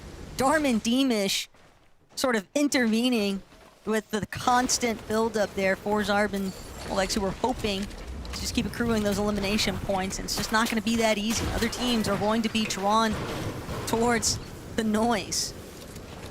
And with that in mind, Shark, Teeny, 219 points. See them with 2 eliminations. We'll get an opportunity to check back, see how that actually went. Poor Izzy, just unsuspecting. Patented Teeny strategies, though. After all, when you really boil it all down, if you're going to see a lurk play happen on unsuspecting victim, it's usually Teeny who's going to be on the other end of these, taking someone out. Don't interrupt someone eating their pizza, all right? It's never going to go well. Beamish Darm. 4 on the board now. Slowly racking them up once again. Glubshy Robin. Been in the storm most of this match as Beamish kind of gets closer and closer. They are going to build around the vending. Getting sneaked up on, though. This could be detrimental to Glubshy and Robin. They came from a win. They do not want to go down early here in the top 20 as the shots come through. No knocks yet, as they do have full metal. Nice little piece up from Beamish, but he is not going to be able to connect. He put his opponent in the cone, fully shielded him from all shots, and is actually going to be the one that goes down. The tables have turned. It's now a 2 versus 1 for Robin and Glubshy as Darm has been put into panic. Surprised that Darm's even opting to back off, though, because Robin and Glubshy, sure, they might have survived. Sure, one of them got the siphon, but they were not healthy. Darm had put down so much pressure alongside Beamish, but they'd rather choose a little bit of a pause here. That is best case scenario, though, for Robin and Glubshy. The fact that they were actually able to defend their position. And now they've got Darm and Beamish fully split. With vending control, they can choose to take their time. That's crazy. Zarb and Wolvax finding Beamish as he glided back in. Unfortunate. Darm now once again has to get his teammate back. It's going to be long for them, but they don't want to stagger too much more in zone. They are going to start wanting to rotate in as Robin and Glubshy somehow went from getting snuck up on to getting an elim and now making it towards zone with more mats. Shark left alone as Teeny has gone down, despite Teeny prior to this picking up, I believe, Izzy. Now the 1v2. Yeah, but unlike most players that would opt to run away from this, Shark is usually one of the first to dive right in to a 2 versus 1 engagement, especially because he likely knows just how injured Izzy and Nosif actually are. Teeny's gotten a couple eliminations off of them. Teeny even opting to beat himself out, but Shark not able to find the angle that he was hoping for. Instead, left to play on the defensive. Just looking to see if he can create a little bit of space here now. He has to buy some time to get Teeny back up and running off the reboot, but for Izzy and Nosif, some nice elimination points in return, and that's going to be enough. They have sent Shark and Teeny packing, and they're going to opt to try and leave, but they don't get the choice. Shark actually picking right back up where he left off, just when you think that Izzy and Nosif actually have a chance to run away from this. It was all about the repositioning here from Shark, the cutoff. Just a smart play. It's crazy. We still have every single player up in the lobby. Reload and reboots will be disabled once the 7th zone appears, but you can tell that the pressure is definitely on as we get closer and closer to the end of the last Reload Elite Series qualifier. And it's more problematic, too, for these teams that recognize the fact that even with some of these LAN qual players already being inside of the top 3 positions on the leaderboard, they're still willing to try and see who's going to actually be first. So they're not slowing down by any means. They're still playing it very aggressively. Sky Scroll, 2 eliminations, just trying to dictate whether or not they want to try and pick up a few more. The deal in Jew, overdrive grenade overhead of where Sky and Scroll were just at. Would be very surprised if they don't get punished slightly for it. Is now Pink and Haris. They need a big conversion game here. Doesn't necessarily have to be the 90 points that we saw earlier from Shark and Teeny, but at least a top 5 placement would go a huge way for them.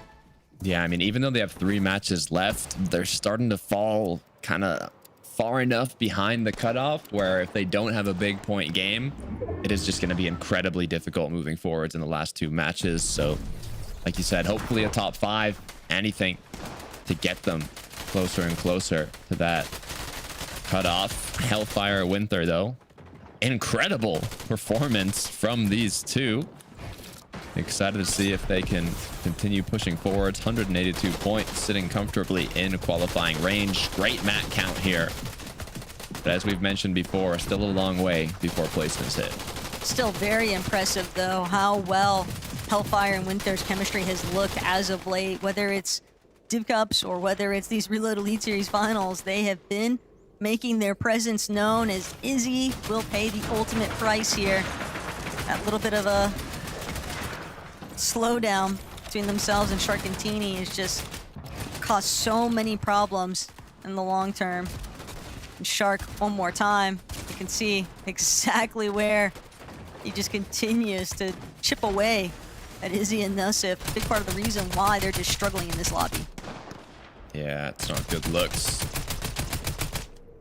On the contrary, Vito Dexy, 175 points, right above that top 6, currently sitting in 5th.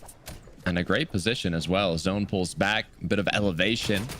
There's going to be no issue for this duo, as they can just wait patiently. Problem, though, is that Swizzy and Pixie are still rolling around in this lobby, and if there's one thing they've been doing excellently, it's just looking to try and commandeer height, and whenever they've been in control of it, those are the lobbies that we tend to see teams struggling to actually opt for that heal-off feature because they've been applying such consistent pressure. So if they're still left standing, by the time these zones start closing in, thinking more towards that 10th, 11th era, we might not necessarily be able to witness teams have the opportunity to play for the heal loss, but Janice, Rax, they're just looking to play their own life. Big knock here for Rax, but he needs the siphon to come through, and he doesn't get it in time. Janice, left to his own devices now, will have to try and figure out, is it worth going back for the body loop, but instead, he's going to send himself forward. He can't actually pick up any of the materials from his duo or even that other body off of Zarb, and Hellfire has fallen. Winter now left scrambling. Solos all across the board. No elims on the board. This would be a 0-point game if Winter goes down now. He needs to clutch up here if they want to stay in qualifying range. Cannot afford to get eliminated. 200 wood. It's going to be 21 builds to work with. Going to have to use basically this whole Flowberry Fizz to just get half of his shield back. Darm Demish holding height. But in the meantime, a lot of players still in the clouds. And we've seen what happens to those teams within the top 5 when they have that early departure with no placement points. Thinking back, Badil, Ju, Focus, Thomas, the way that they just rapidly fall outside of that qualifying range. But it also brings to the surface, brings to light Mumsy, Skyjump. Big opportunities here now to try and create a little bit of a gap. Really try and find themselves comfortably nestled into that leaderboard contention spot. But Demish, Darm, well aware of all these teams overhead. Swizzy, Pixie, they're gonna have to drop all the way through. Sky, Scroll, right after the fact. Everybody cutting those as quickly as possible. But Demish, Darm, a little bit of pressure now. Shark, Teeny, looking to challenge and take it out.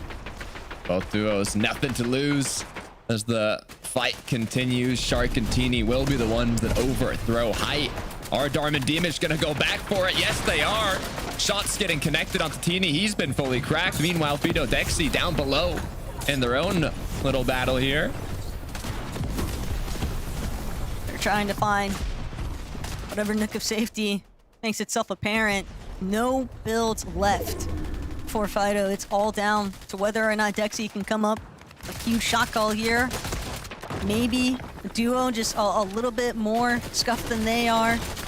Provide them with that refresh. The siphon materials will go a long ways here, but Mumsy, Skyjump, they'll opt to just continue playing through front side of zone. Pixie, Swizzy lurking about in these mid layers, just slightly elevated off that ultimate low. And it's going to provide them the opportunity now to look at maybe possible floor chop from unsuspecting teams just directly overhead. Dexy has lost Fido though, and that means he'll be left to try and struggle through this one by his lonesome. Scroll dropping right in front of him though. That body loot could go a long ways.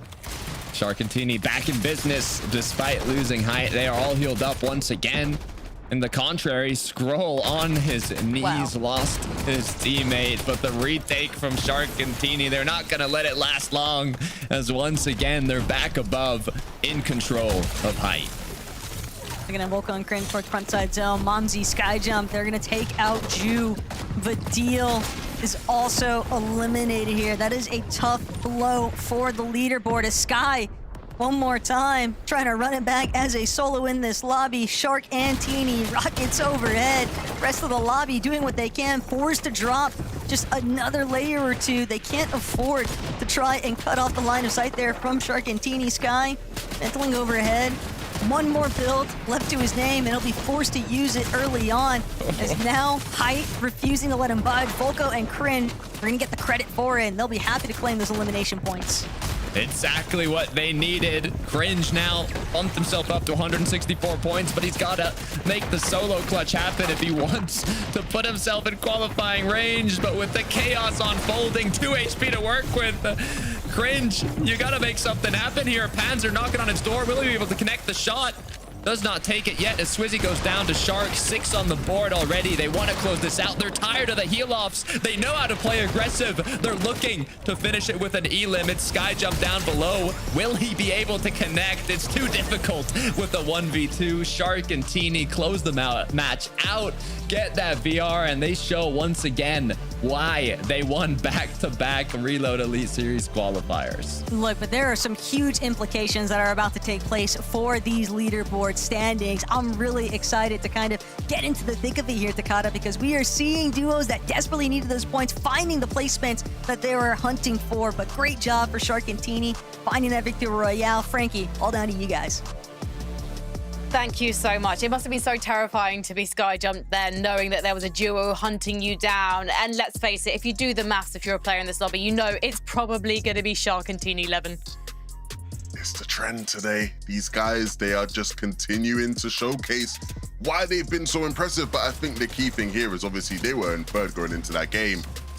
The blueprint for these guys has just been so clear, Harry, as far as how they are approaching these end games. They want to take height as soon as we get towards the sort of final moving zones, and they're just so hard to beat when they do go up for it. I mean, they're just clinical, you know. It's like when you have a striker who you just know is just gonna bag the goal. That's what these guys do whenever they go up for height.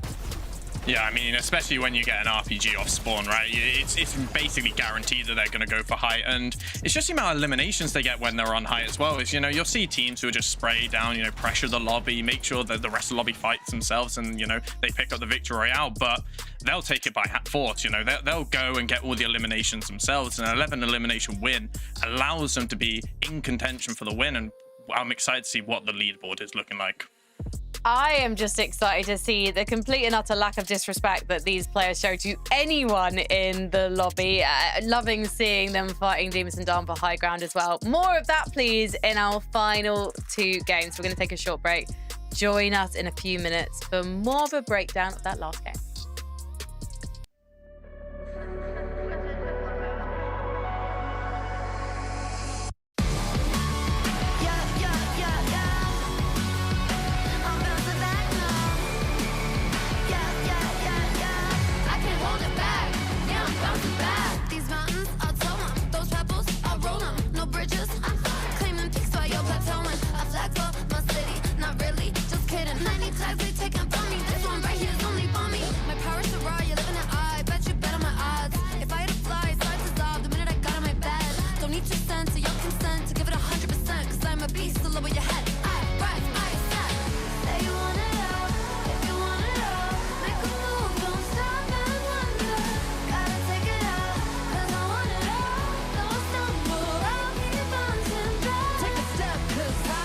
Bouncing back, yeah, I'm bouncing back, yeah, I'm bouncing back.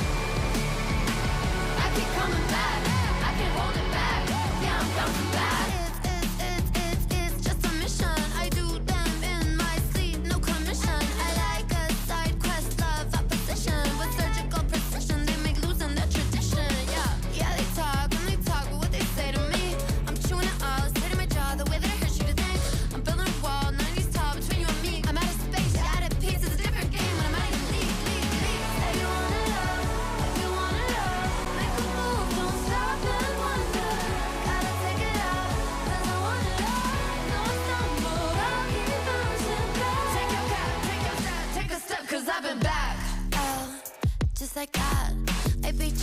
can't cut back too back.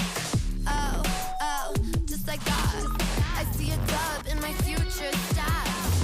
Oh, I know a place you can go. The doghouse outside my massive abode. It's lovely, it's cushy, and sometimes it's cold. Now sit and watch me get this gold.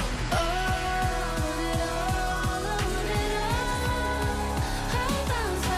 I just want it all. I just want it all. I'm gon' bounce. I'm gon' bounce back. Said you want it all, but you want it all. Said you want it all. Bounce back. Said you want it all, but you want it all. I can have it all. If you knock me down, I will feel the fall. I just got back up. Oh, bounce back. I just want it all. I just want it all. I'll keep bouncing. Yeah, I'm bouncing back. Yeah, I'm bouncing back. I keep coming back. I can't hold it back. Yeah, I'm bouncing back. I keep coming back. Yeah, I'm bouncing back. I can't hold it back. Yeah, I'm bouncing back. I keep coming back. Yeah, I'm bouncing 2 more games to go before we lock in the European duos for Paris for the Reload Elite Series finals. And Skyjump and Mumsy are desperate to play in front of their home ground, and they're making an incredible showing of it, Levin, right now. They're so consistent in making it to the end games. They're also the second highest in the lobby for average eliminations behind Shark and Teeny, which is incredibly impressive. Consistency tells me we are going to see them make it, but Levin, I could be wrong. Am I speaking too soon?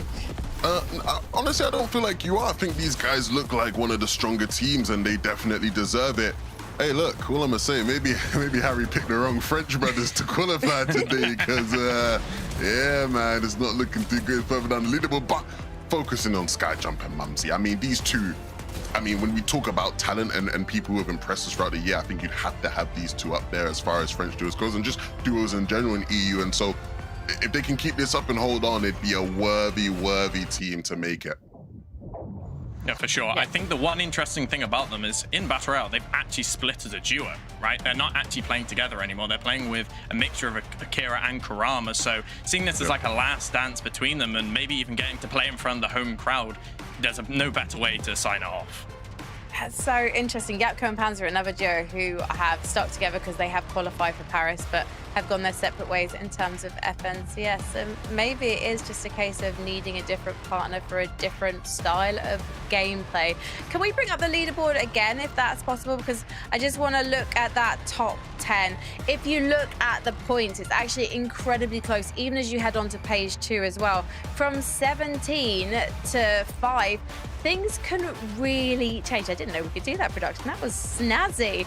Diamond, Demas, Yapko and Panzer already qualified. So while it's disappointing for them at the moment, they know that they're through. But if we look at Focus and Thomas, Pink and Haris, if they have a fantastic game, they could still potentially get within the top 6, Coach Harry. Izzy and Nosif, baby them too.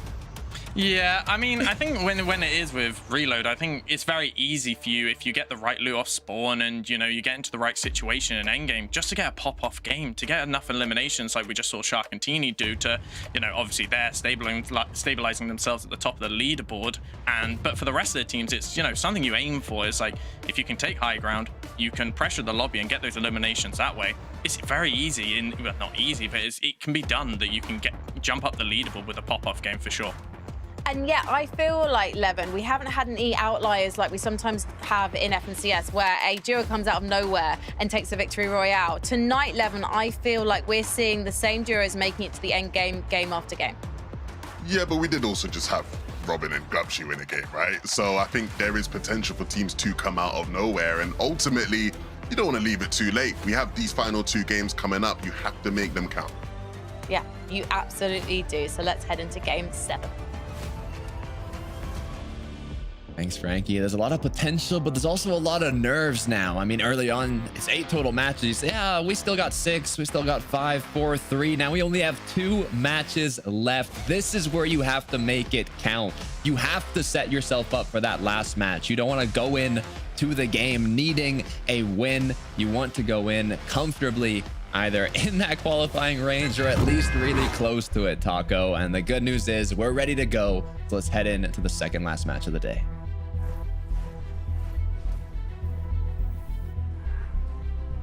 As much as basically every non-qualified LAN team would love to not be in a position of victory royale or bust at these last couple of lobbies, Takada, that is sadly the circumstances for one team too many.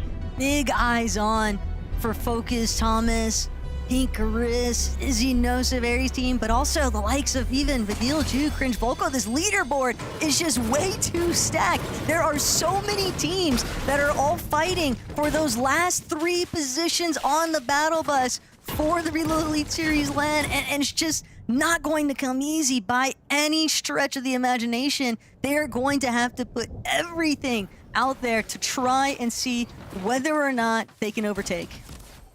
Scroll with a quick Elam onto Focus. This is the last thing you want to see if you're Virtus Pro watching right now. Thomas HD, Focus have yet to qualify. This is the last chance for them to, and they have been slowly falling down that leaderboard. 11th place going into this match. Oof, I don't even want to know the mental right now from them. Hellfire, Winther, they're comfortably in top 6, but if they go down here, that will quickly change.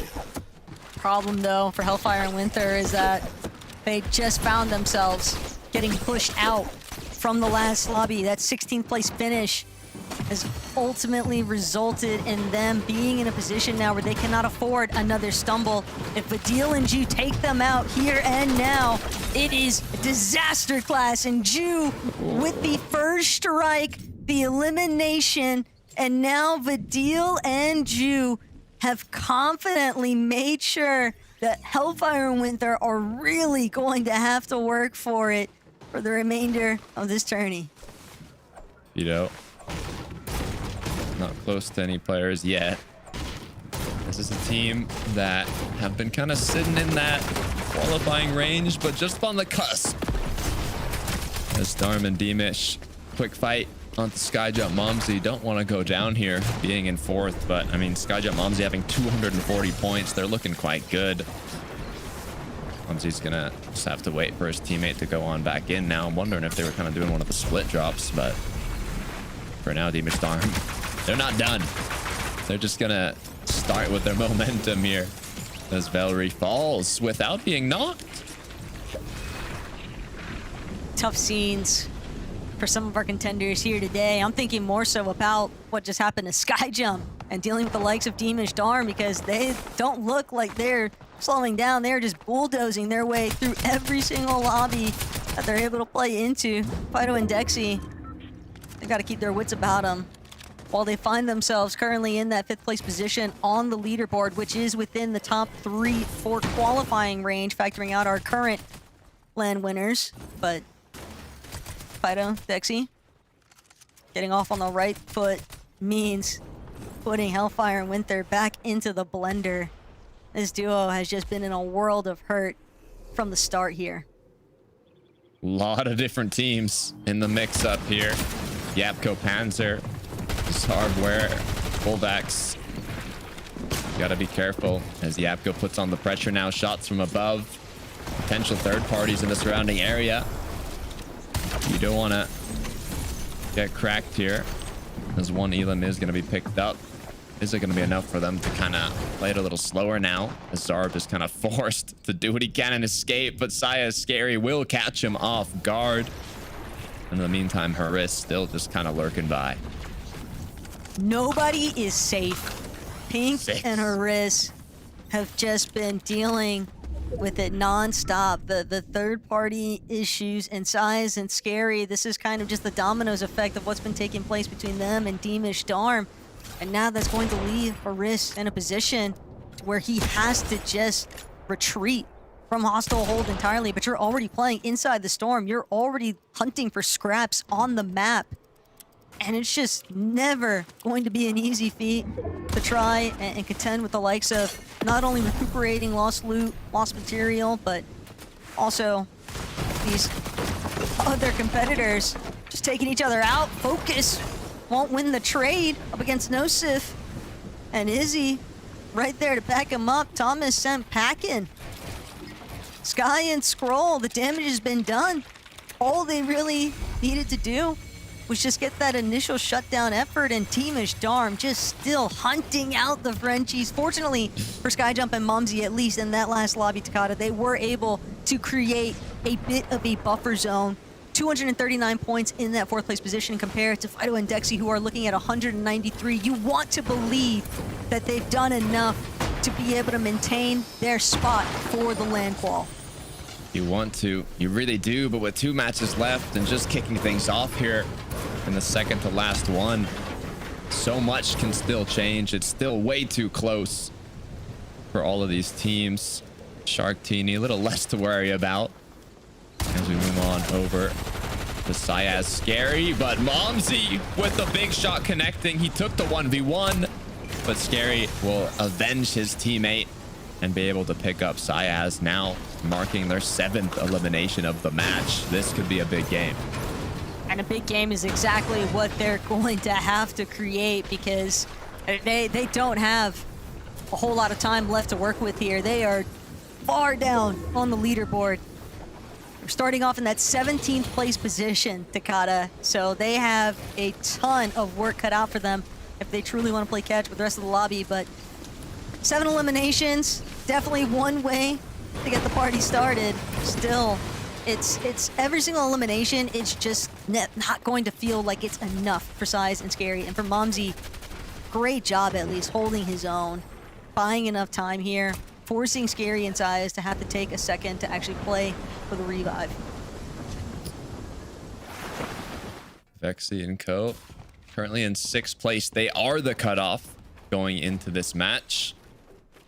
Puts a lot of pressure on your shoulders, but as you can tell, not a lot of aggression wanted to come from this duo. If we look at their previous matches, they've, averaged around 2-3 eliminations, and some of them didn't get any at all. So they're not one of the most aggressive duos we've seen today, but in the last 3 matches, they've made top 10 in every single one. So whatever switch up they kind of had after the start of the day, it's clearly been working.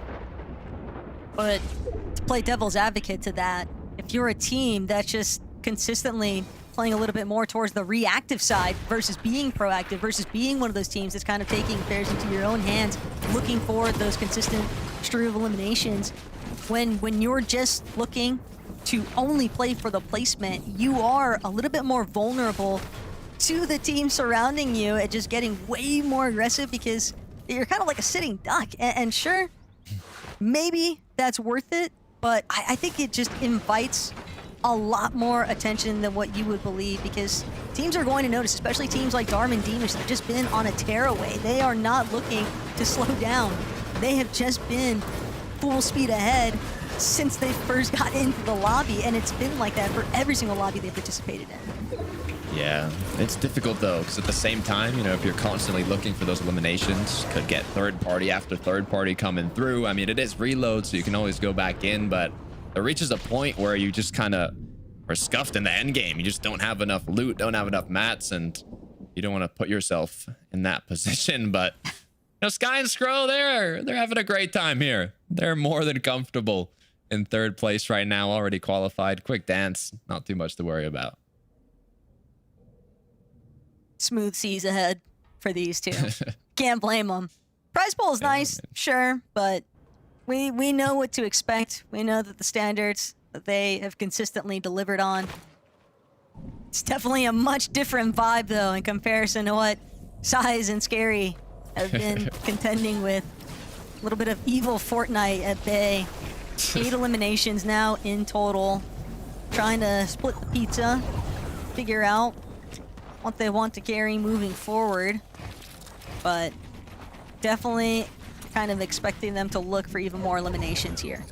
The thing about Syaz Scary is, I look back at Major 1, they can have some flops here and there, right? They have kind of bad games, but their pop-off games, when they're popping off, they're popping off, all right? They're getting huge amounts of eliminations. They're getting a win or even a top 3. So I'm hoping this is one of those times where they really show what they're capable of. They've had rough matches leading into this, but as we've seen, one big game is more than enough, especially now, to bump yourself up.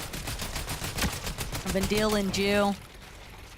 They've got Haris and Pink completely in their sights, and they're not the only ones looking at where Pink and Aris are at. This is a very tough spot to be in. Not really a whole lot of room for Pink and Aris to actually work with here. And they've also got to deal with the likes of Sky and Scroll directly next to them. Maybe gonna opt to build out just a bit, try and figure out. Do think that Aris was able to grab some of the leftover materials from that loot pile, but even still, they are just left in a bit of a desperate position. This is quite the pickle to be in. Just so many teams surrounding them that have practically nothing to lose by eliminating them.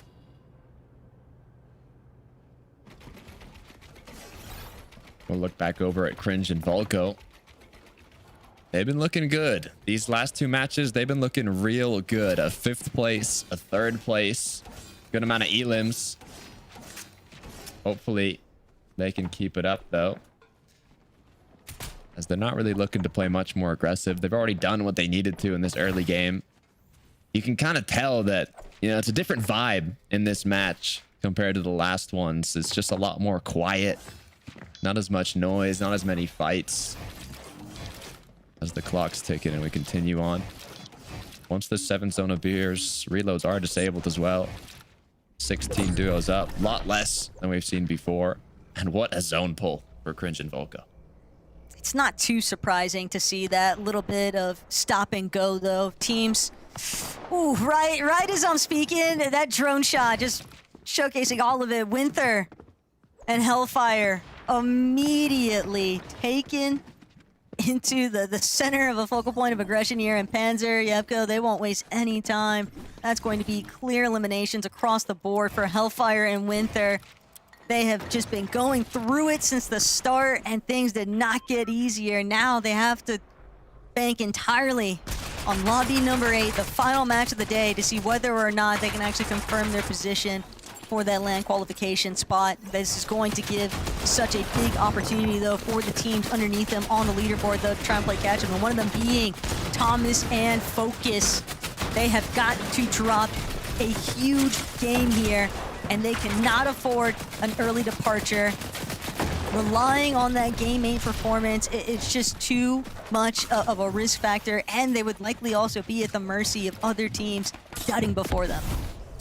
Yeah, I mean, we haven't even really seen them in the late games in the past 2 matches. They were always trying to play for kind of the best position, even if it meant playing a bit more aggressive. But recently, they haven't even been able to make it that far, and the pressure is just not stopping. Thomas gets knocked. Focus is cracked. The rotate has not gone their way.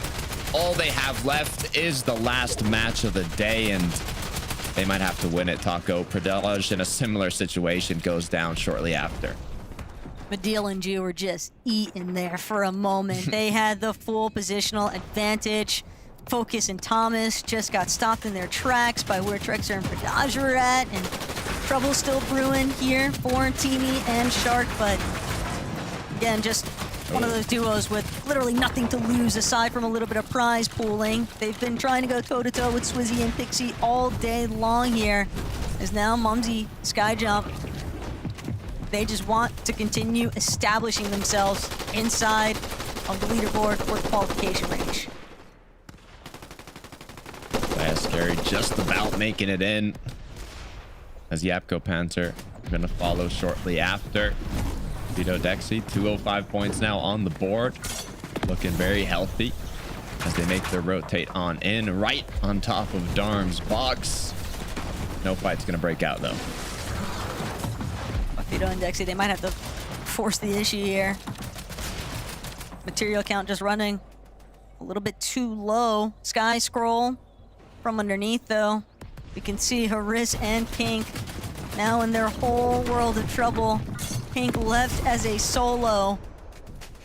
Not even sure how much longer they'll be left standing with the way the lobby is kind of just closing in on itself.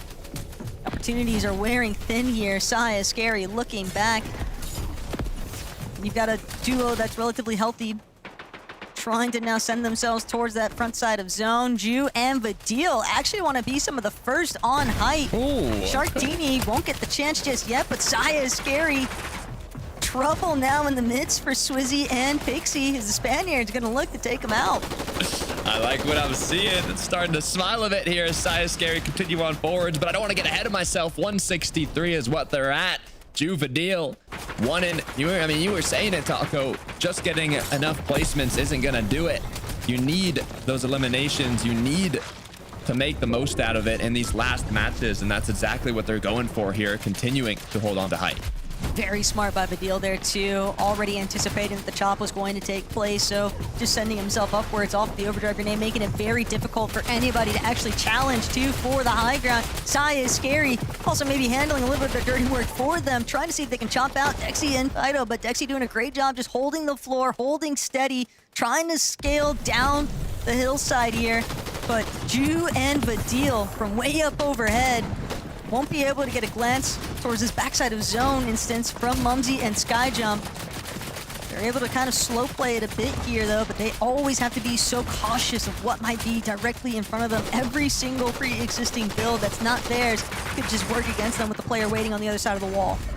Despite losing Shark early on, Teeny is still getting the job done.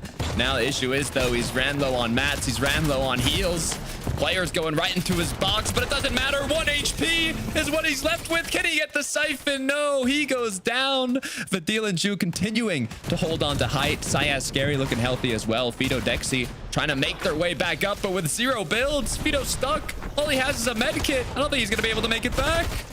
It's just going to be however many placements that medkit can actually buy him. But for Scary and Sayas, they've actually made their way towards the high ground. They don't have a whole ton of builds to work with, but it might not matter. Fido, the moment that he goes up, he's immediately met by Yapko and Panzer, but it seems like he still had to play a little bit of spoiler there, as now Yapko, Vexy, trying to play their heals from inside of the back of Storm, but Ju and Badil, as a duo, now on the low ground, might be able to cause some trouble here, but instead it's trouble that finds Badil. Ju knows that he's got to find every little bit of placement he can, but this is a solid position to be in. He's at least got the medkit to work with. The blink of an eye, the whole lobby is gone. I think there's just 3-4 duos left. 6 players, Asias and Scary, looking to make it happen.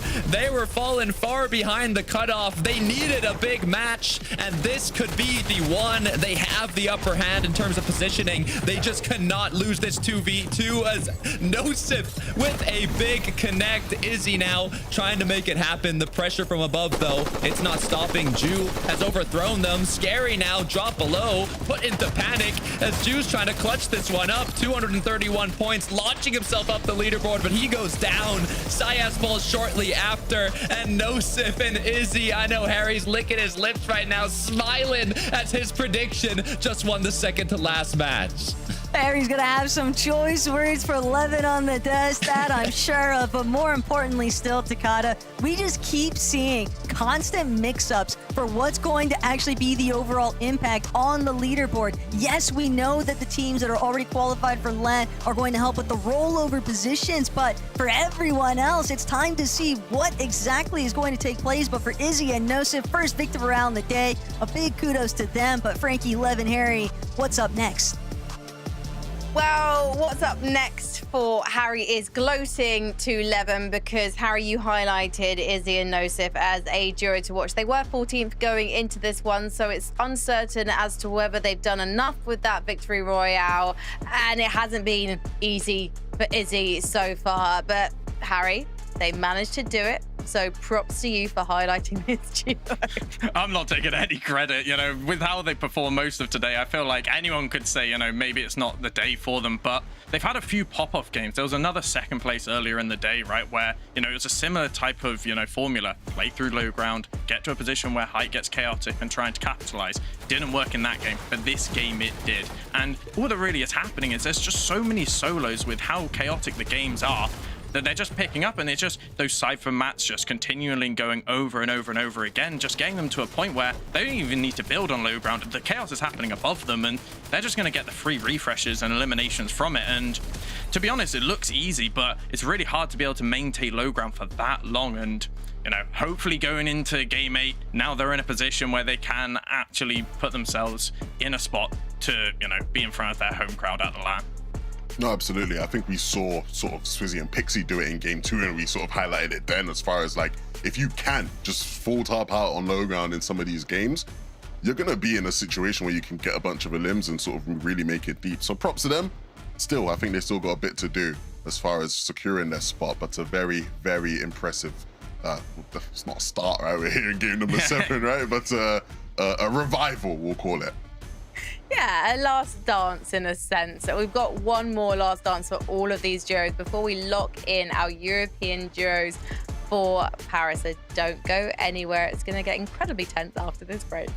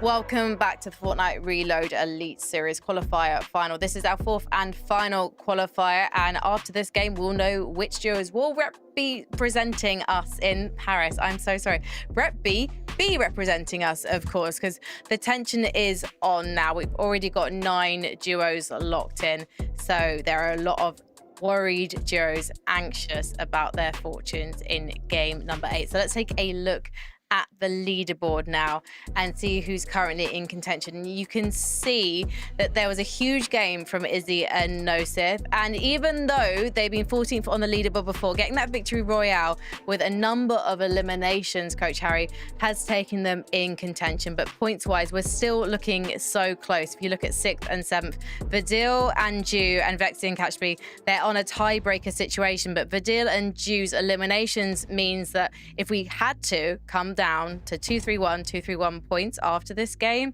they would be the ones making it. So, Harry, do you think that Vidil and Jew are going to be making it to Paris? I mean, it depends on their Osborne situation. They've been splitting top tier training for the entire time, and it's just interesting whether, you know, Hellfire and Winter, then they've fallen out of contention slightly. You know, they can still, with a big game, get themselves back in it. And maybe they're going to be a little bit more aggressive. So for Deal and Drew, have to be thinking, maybe we have to disengage the spot really early on. And that can lead to different situations and problems, right? Where you don't have enough loot going into endgame, or you're getting eliminated early, so you're having to recover. But if they can have a standard, normal early game, I see no reason why they can't be qualifying to the LAN. And Sayas and Scary, they're currently in 10th. That was a huge game for them, and it was a game they really needed. They managed to get to second 11, and we almost counted these guys out, really. But they proved they do have what it takes. They've just got to now prove it again in Game 8. Finally playing with the fearlessness that we sort of highlighted earlier at the start of the day. They went for the juggler there, 13 elims and second place. Of course, they would have wanted the win, but we know they're capable of high elimination games. They're going to have to top that though, in this final game, if they really want to give themselves the best chance possible, because there's a bunch of really good teams who I think we can expect to make it to another end game here. So not going to be an easy task, but they showed us in that last game as possible. Let's bring up the leaderboard again, and again, look at the runners and riders. I'd like to actually go downwards, down the leaderboard onto what we'd normally call page 2, because again, those points are so incredibly close. Focus and Thomas, it's not out of the question, but if we consider that 6th place is currently 231 points, they absolutely need a mammoth game, because the teams that are above them, Coach Harry, are also going to be picking up points. Yeah, I mean, if you look at Sayas and Scary's last game, that's an 89-point game, and they didn't even get the victory royale, right? So you can get towards an 100-point game if it all goes right. So if you are Focus and Thomas, if you are someone like Rax and Janice, you're going to need to get active. You're going to need to be aggressive. It's not a situation where you can just try and play a standard game. You will not get enough points. So I'm excited to see what they do, how they change things up. Maybe they change landing spot, but there's 100% going to be action in the final game. Well, the bright lights of Paris await for 3 more duos. We're going to head to Game 8, and after that, tickets will be booked.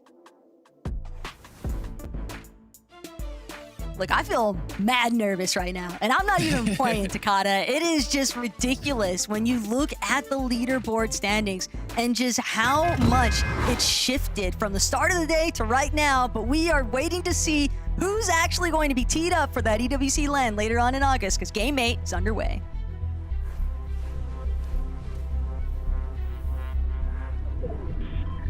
It's close.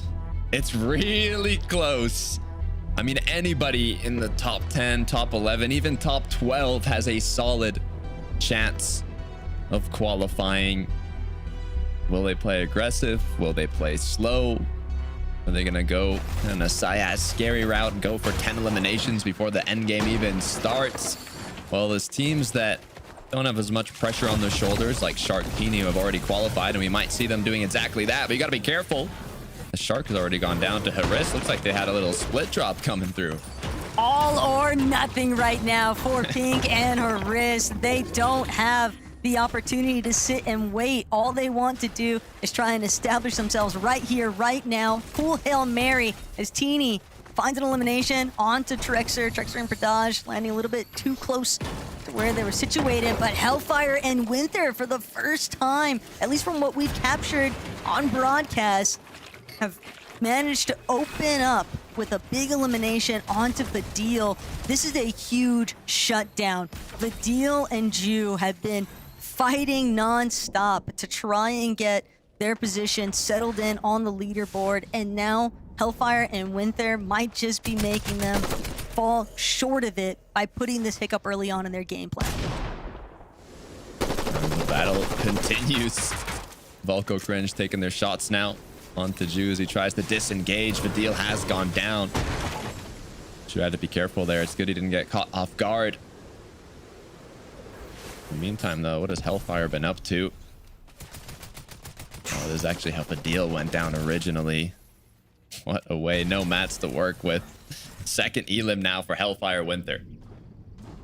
And can definitely anticipate Hellfire and Winther to continue trying to chase out the Deal. The only way that the Deal and Ju might be able to escape this is from intervention by other teams looking to also hunt those elimination points, but it is practically looking like a crash out central right now from all of these teams. Takada, everybody just hunting down for whatever elimination points they can gather, and Scary, Sayas, they might have just invited the attention of the entire lobby here as Rax Yanis trying to get involved. Paris and Pink, the original opening strikers on that fight, and Rax, he'll think better of it. Doesn't want to try and keep that one going. It's Pink and Aris. Those fast eliminations just make it very complicated to actually try and interfere.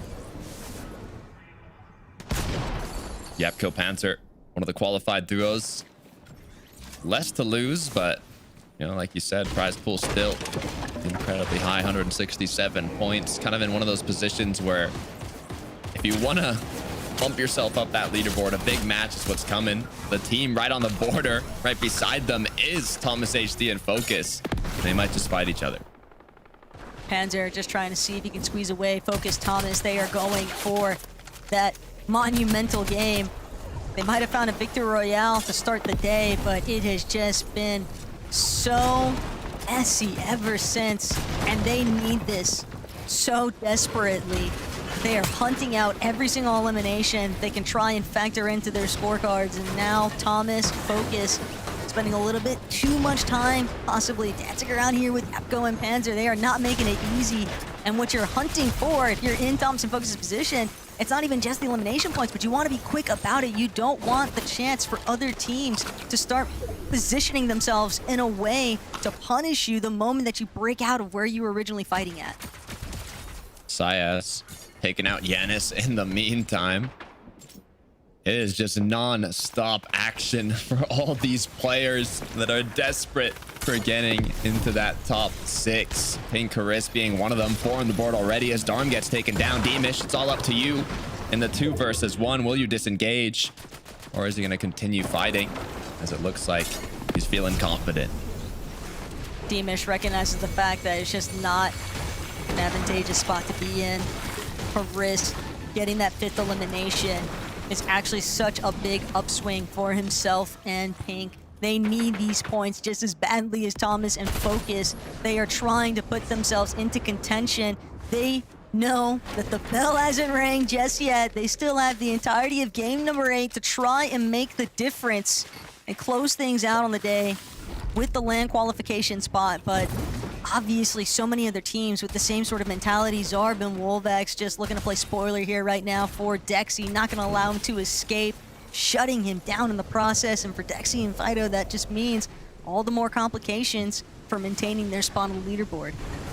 Might see a repeat here too as Dexy Fido fully cracked once again with Wolvax Zarb chasing them, hunting them down, but Zarb gets cracked by Thomas and Focus.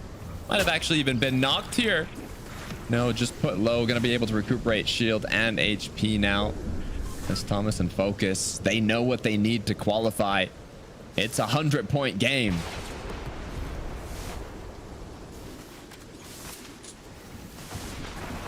Just scanning non-stop in the horizon though.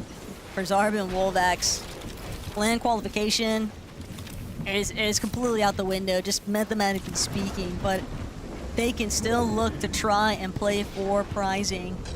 It's going to be tough, but they're not factoring themselves out. This is also just valuable experience in the reloads department. Never know what kinds of competitions get around the corner here as Skyjump and Momsy, 269 points.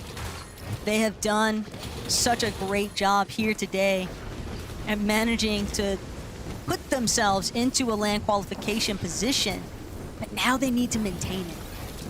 It's crazy because Izzy and Nosif are their neighbors on the leaderboard. From way down below to now both French duos being head-to-head, both in qualifying range. Looking to represent in Paris, but be careful as the pressure is on. It's Hellfire knocking on the door alongside Winter. They're connecting their shots, but no knock has come through yet. And this is a big problem right now for Vexy and Catchby. You have to remember that they're technically tied on the leaderboard heading into this last game with Badil and Ju. Their points are neck and neck. And so if they take it out of the lobby right here, right now by Hellfire and Winter, not only does that allow Hellfire and Winter the opportunity to potentially steal that spot away from them, but it would very likely just be heartbreaking for Vexy and Catchby to lose out on the opportunity. Polish duo doing everything they can, try and push back.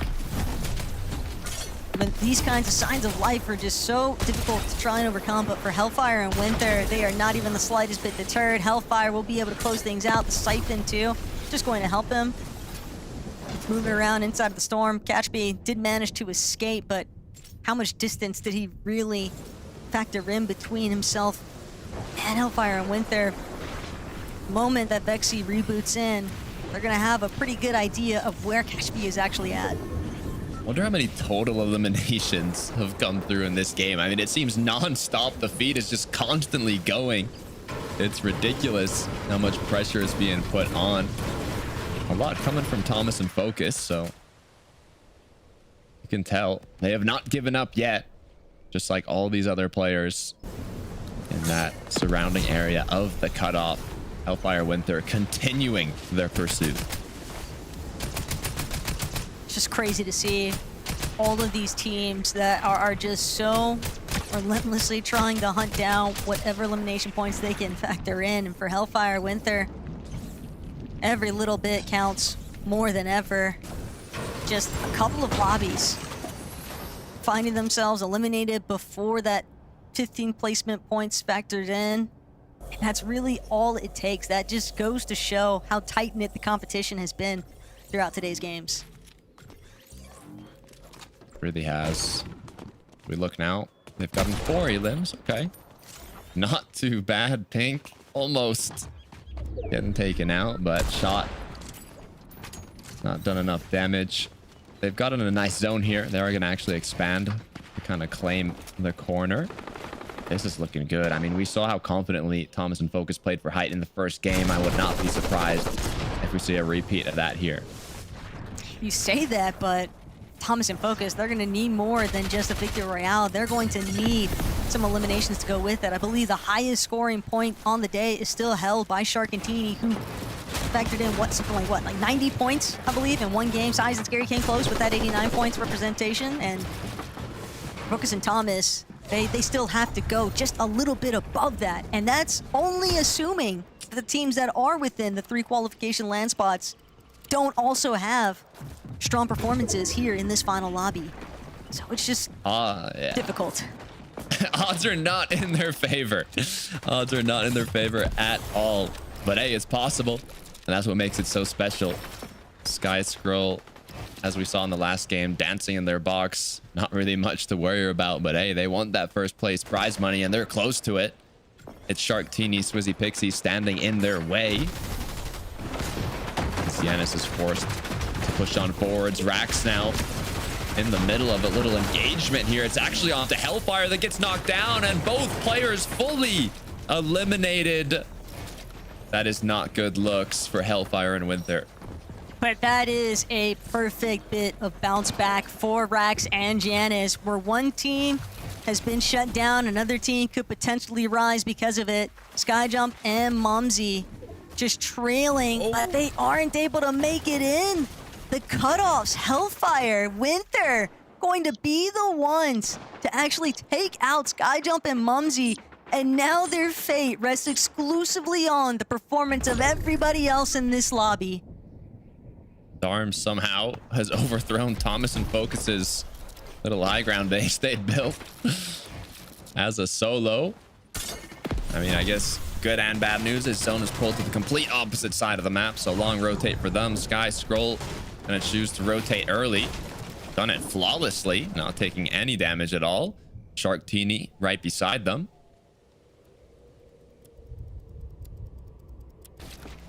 This overhead view, just really just trying to take it all in for a moment here. But that stillness is just so daunting, especially when you're watching the likes of Izzy and Nosif, who are trying to dictate their own land qualification fate. They are right on the cusp. They've got the spot, technically speaking. They just need to close things out. Badil and Ju not looking to make it easy for anyone. It could potentially shut down Swizzy and Pixie's hopes of that first place finish even, but Badil going to give it up. Recognizes the fact that Juice isn't really worth the squeeze here. Doesn't want to chase Swizzy and Pixie any further. Rather just cement himself in a strong position to see where the next zone's actually going to head. Thomas has been knocked down. This is detrimental for them if they want to qualify. Reload as well. Reboot's disabled. All the pressure is on to Focus's shoulders here. Trexer on the other side of the wall. Seems to be another solo, so could be a quick elimination, but the odds not in their favor at all. Focus just has to do the unthinkable right now. If he's able to pull this one off, you might as well just factor him in as one of the best to ever do it, because that would just be absolute insanity to witness. But there is just so much to actually overcome. It's a little bit of a grim circumstance to be in for sure. Scary and Saya's on the other hand, right within the striking range. Ju going to be able to close off that line of sight. Gotta stay hip and hip with your duo. You cannot afford separation at this stage. There are just too many other teams, too many other players lurking and waiting for primo opportunity to get some elimination points. Cashbeat, Vexy, one of the teams right outside of that qualifying range, tied with Vidil and Ju going into this match. They got out of a tough situation before. They've now made it to the end game. But placements points are just going to get started here. Nosif, Izzy down below. Sky Scroll going down as well. Cringe Volko.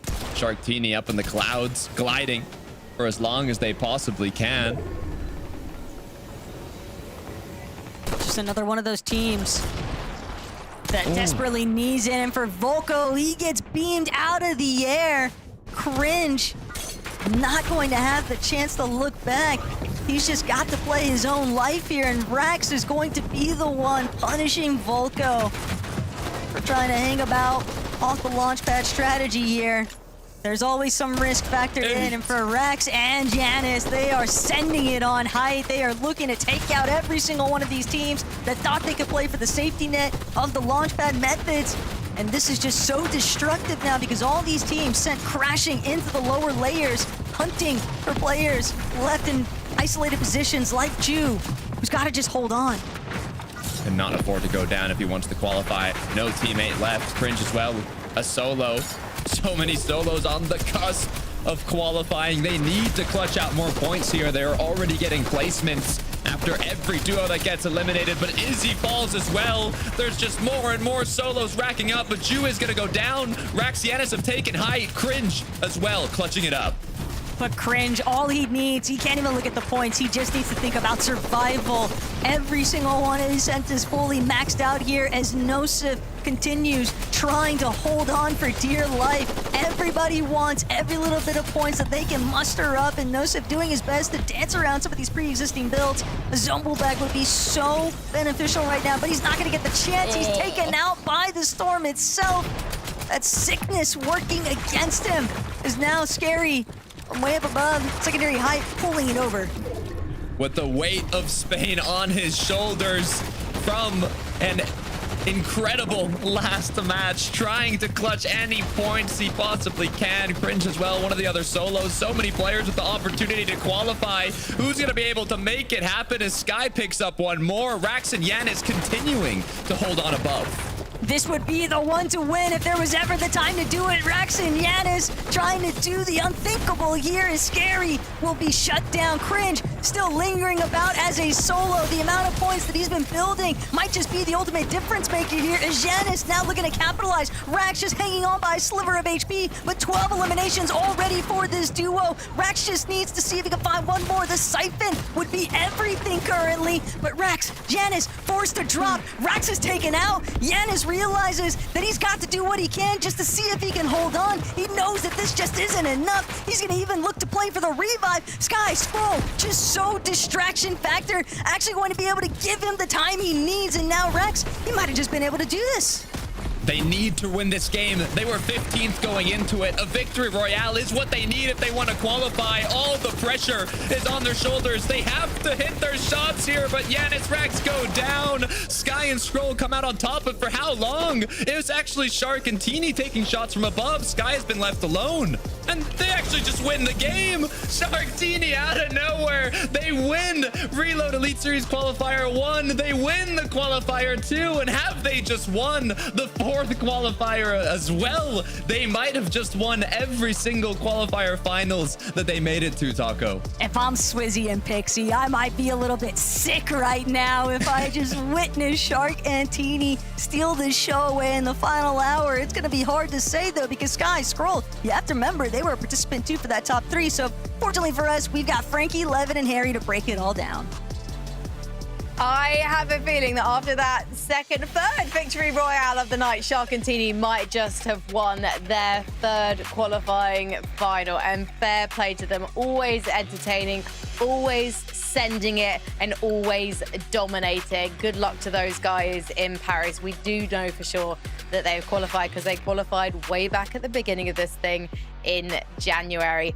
However, there are going to be some nervous duos waiting. Giannis and Rax, they were 15th, I believe, going into this game. They managed to get top 4, and above them were duos that had already qualified and were already in those top spots. So they weren't trying to compete to get higher than them, which is good news for these guys and bad news for other duos who are waiting, Coach Harry. And for you also, Izzy and Nosif, I know you were waiting to see if they managed to do enough in that game. Yeah, I mean, it was so close, right? You see them with a bunch of elims going into endgame, and then Izzy goes down, it's Nosif trying to solo clutch, and then you go to another team and you see Syaz and Scary trying to clutch up every point. It was so entertaining, that final game. I want to see the leaderboard. I need to see how it ended up. We do. Syaz and Scary also a phenomenal game. They were fully sending it yet again. Game 7 and 8 on good form for them, but is it enough? Levin, let's take a look at the leaderboard and see who is going to Paris. And as you can see, Izzy and Nosif holding on. Skyjump and Mumsy consistent all night. And Cringe and Volko in a tiebreaker with Vexy and Capsy, and on elimination points, a whopping 26 have guaranteed themselves that spot in Paris. Cringe and Volko, names that we know so well by now, seeing them perform in Dusseldorf 11 and seeing them now come out in the top 6 here. They've got to be so proud of themselves. These guys had an unbelievable second half of the competition. The first 4 games of the day was mid. Then they rock up to game number 5. 5th place 5 elims, then a 3rd place 4 elims, then another 5th place 5 elims, then a 5th place in that final game to secure it. They flipped the switch. Izzy and Nosif, props to Harry. My hands are up. You got me. Wait. We might actually have to run back the tape though, because I feel like I mentioned them, but maybe we got that right. I don't know. Either way, they deserve all the plaudits for how amazing they were. Again, in the second half of the day, that resurgence, these teams picked up the pace and made it count. They really did. And also Skyjump and Mumsy, guys. We've got 2 French duos qualifying tonight. I think that the finals moving to Paris has probably been quite good motivation for them, Harry. Yeah, I mean, we were talking halfway through of like, maybe I picked the wrong French duo. Should have picked both French duos, you know. I think the motivation was enough for them. And, you know, Skyjump and Mumsy, we did touch on, like, this is the last anthem. Maybe in Battle Royale they come back together, you know, and they start duoing again. But they did recently split, and maybe that the pressure was off. There was no expectations going into this final, right, of, you know, we want to play in front of our home crowd, but if we don't do it, you know, we're not actually a duo. But they managed to show up when it mattered most. And I think that's the biggest thing about these duos, right? As you said, is like when the second half of the tournament turns up and it's, you know, the pressure is so much higher, these teams delivered. It wasn't, you know, they weren't just hiding away. They were going for the big place. They were getting enough eliminations, and that was all they needed to qualify for the LAN. Well, let's call it a deferred honeymoon for this duo as we take a look at our officially qualified duos for the finals in Paris. So as you can see across the different regions, we are going to have an absolute banger, Levin. Oh, I can't wait. I can't wait. The one thing I will say is let the whole world be in fear of the best reload team, Shark and Teeny. I think what we've seen from these guys has been unbelievable. They're the team I'm most excited about. Of course, we finally got to see Shark play at a LAN, right? So he's gotten that first LAN experience out the way. He's gonna rock up to Paris and do the job. Teeny, we know what Teeny can do, man. Teeny's that guy. I'm very excited for them and all the other amazing duos, Harry, that EU's gonna be sending. I mean, as you said, best region in the world for a reason, right? And you know, I think we definitely have the best Reload team for sure. Teeny and Shark, 3 finals, 3 wins. Insane. I mean, it is ridiculous. You just, no matter how much they show you, and you know how much, you know, maybe they don't perform as well as they could do in some finals, when it comes to Reload, they are the real deal. They are the team to be scared of, and I just wonder how much their playstyle and their aggressiveness can translate over to LAN. And you know what? There's a lot of expectation on their backs, but they've had expectation the whole year, and they've always delivered. And yet they haven't got a LAN win yet as a duo, right? This is something that's going to potentially be on their minds going into this one. Yes, it's not the Global Championships, Levin. It is a different game format, but it is a format they have absolutely dominated so far. And I can see it on your faces, guys. You are going to be locked in and ready to go for this one when the finals take place in August. So good luck to all of our European duos. We hope you bring it back for us. Keep that trophy in Europe where it belongs. We have got the American finals coming up in a couple of hours, so make sure you stay locked for then. Before I let you go though, Harry, did you have fun? Oh, it was amazing. You know, Europe always delivers, you know, it's always entertaining. You never know what's going to happen. And, you know, I was spending my time with you two, so it couldn't have been any better. And Levin, have you enjoyed having Harry on the show? Can he stay? Can he come back another time? He's a natural. He's got my my seal of approval, mate. So congratulations, mate. Great job.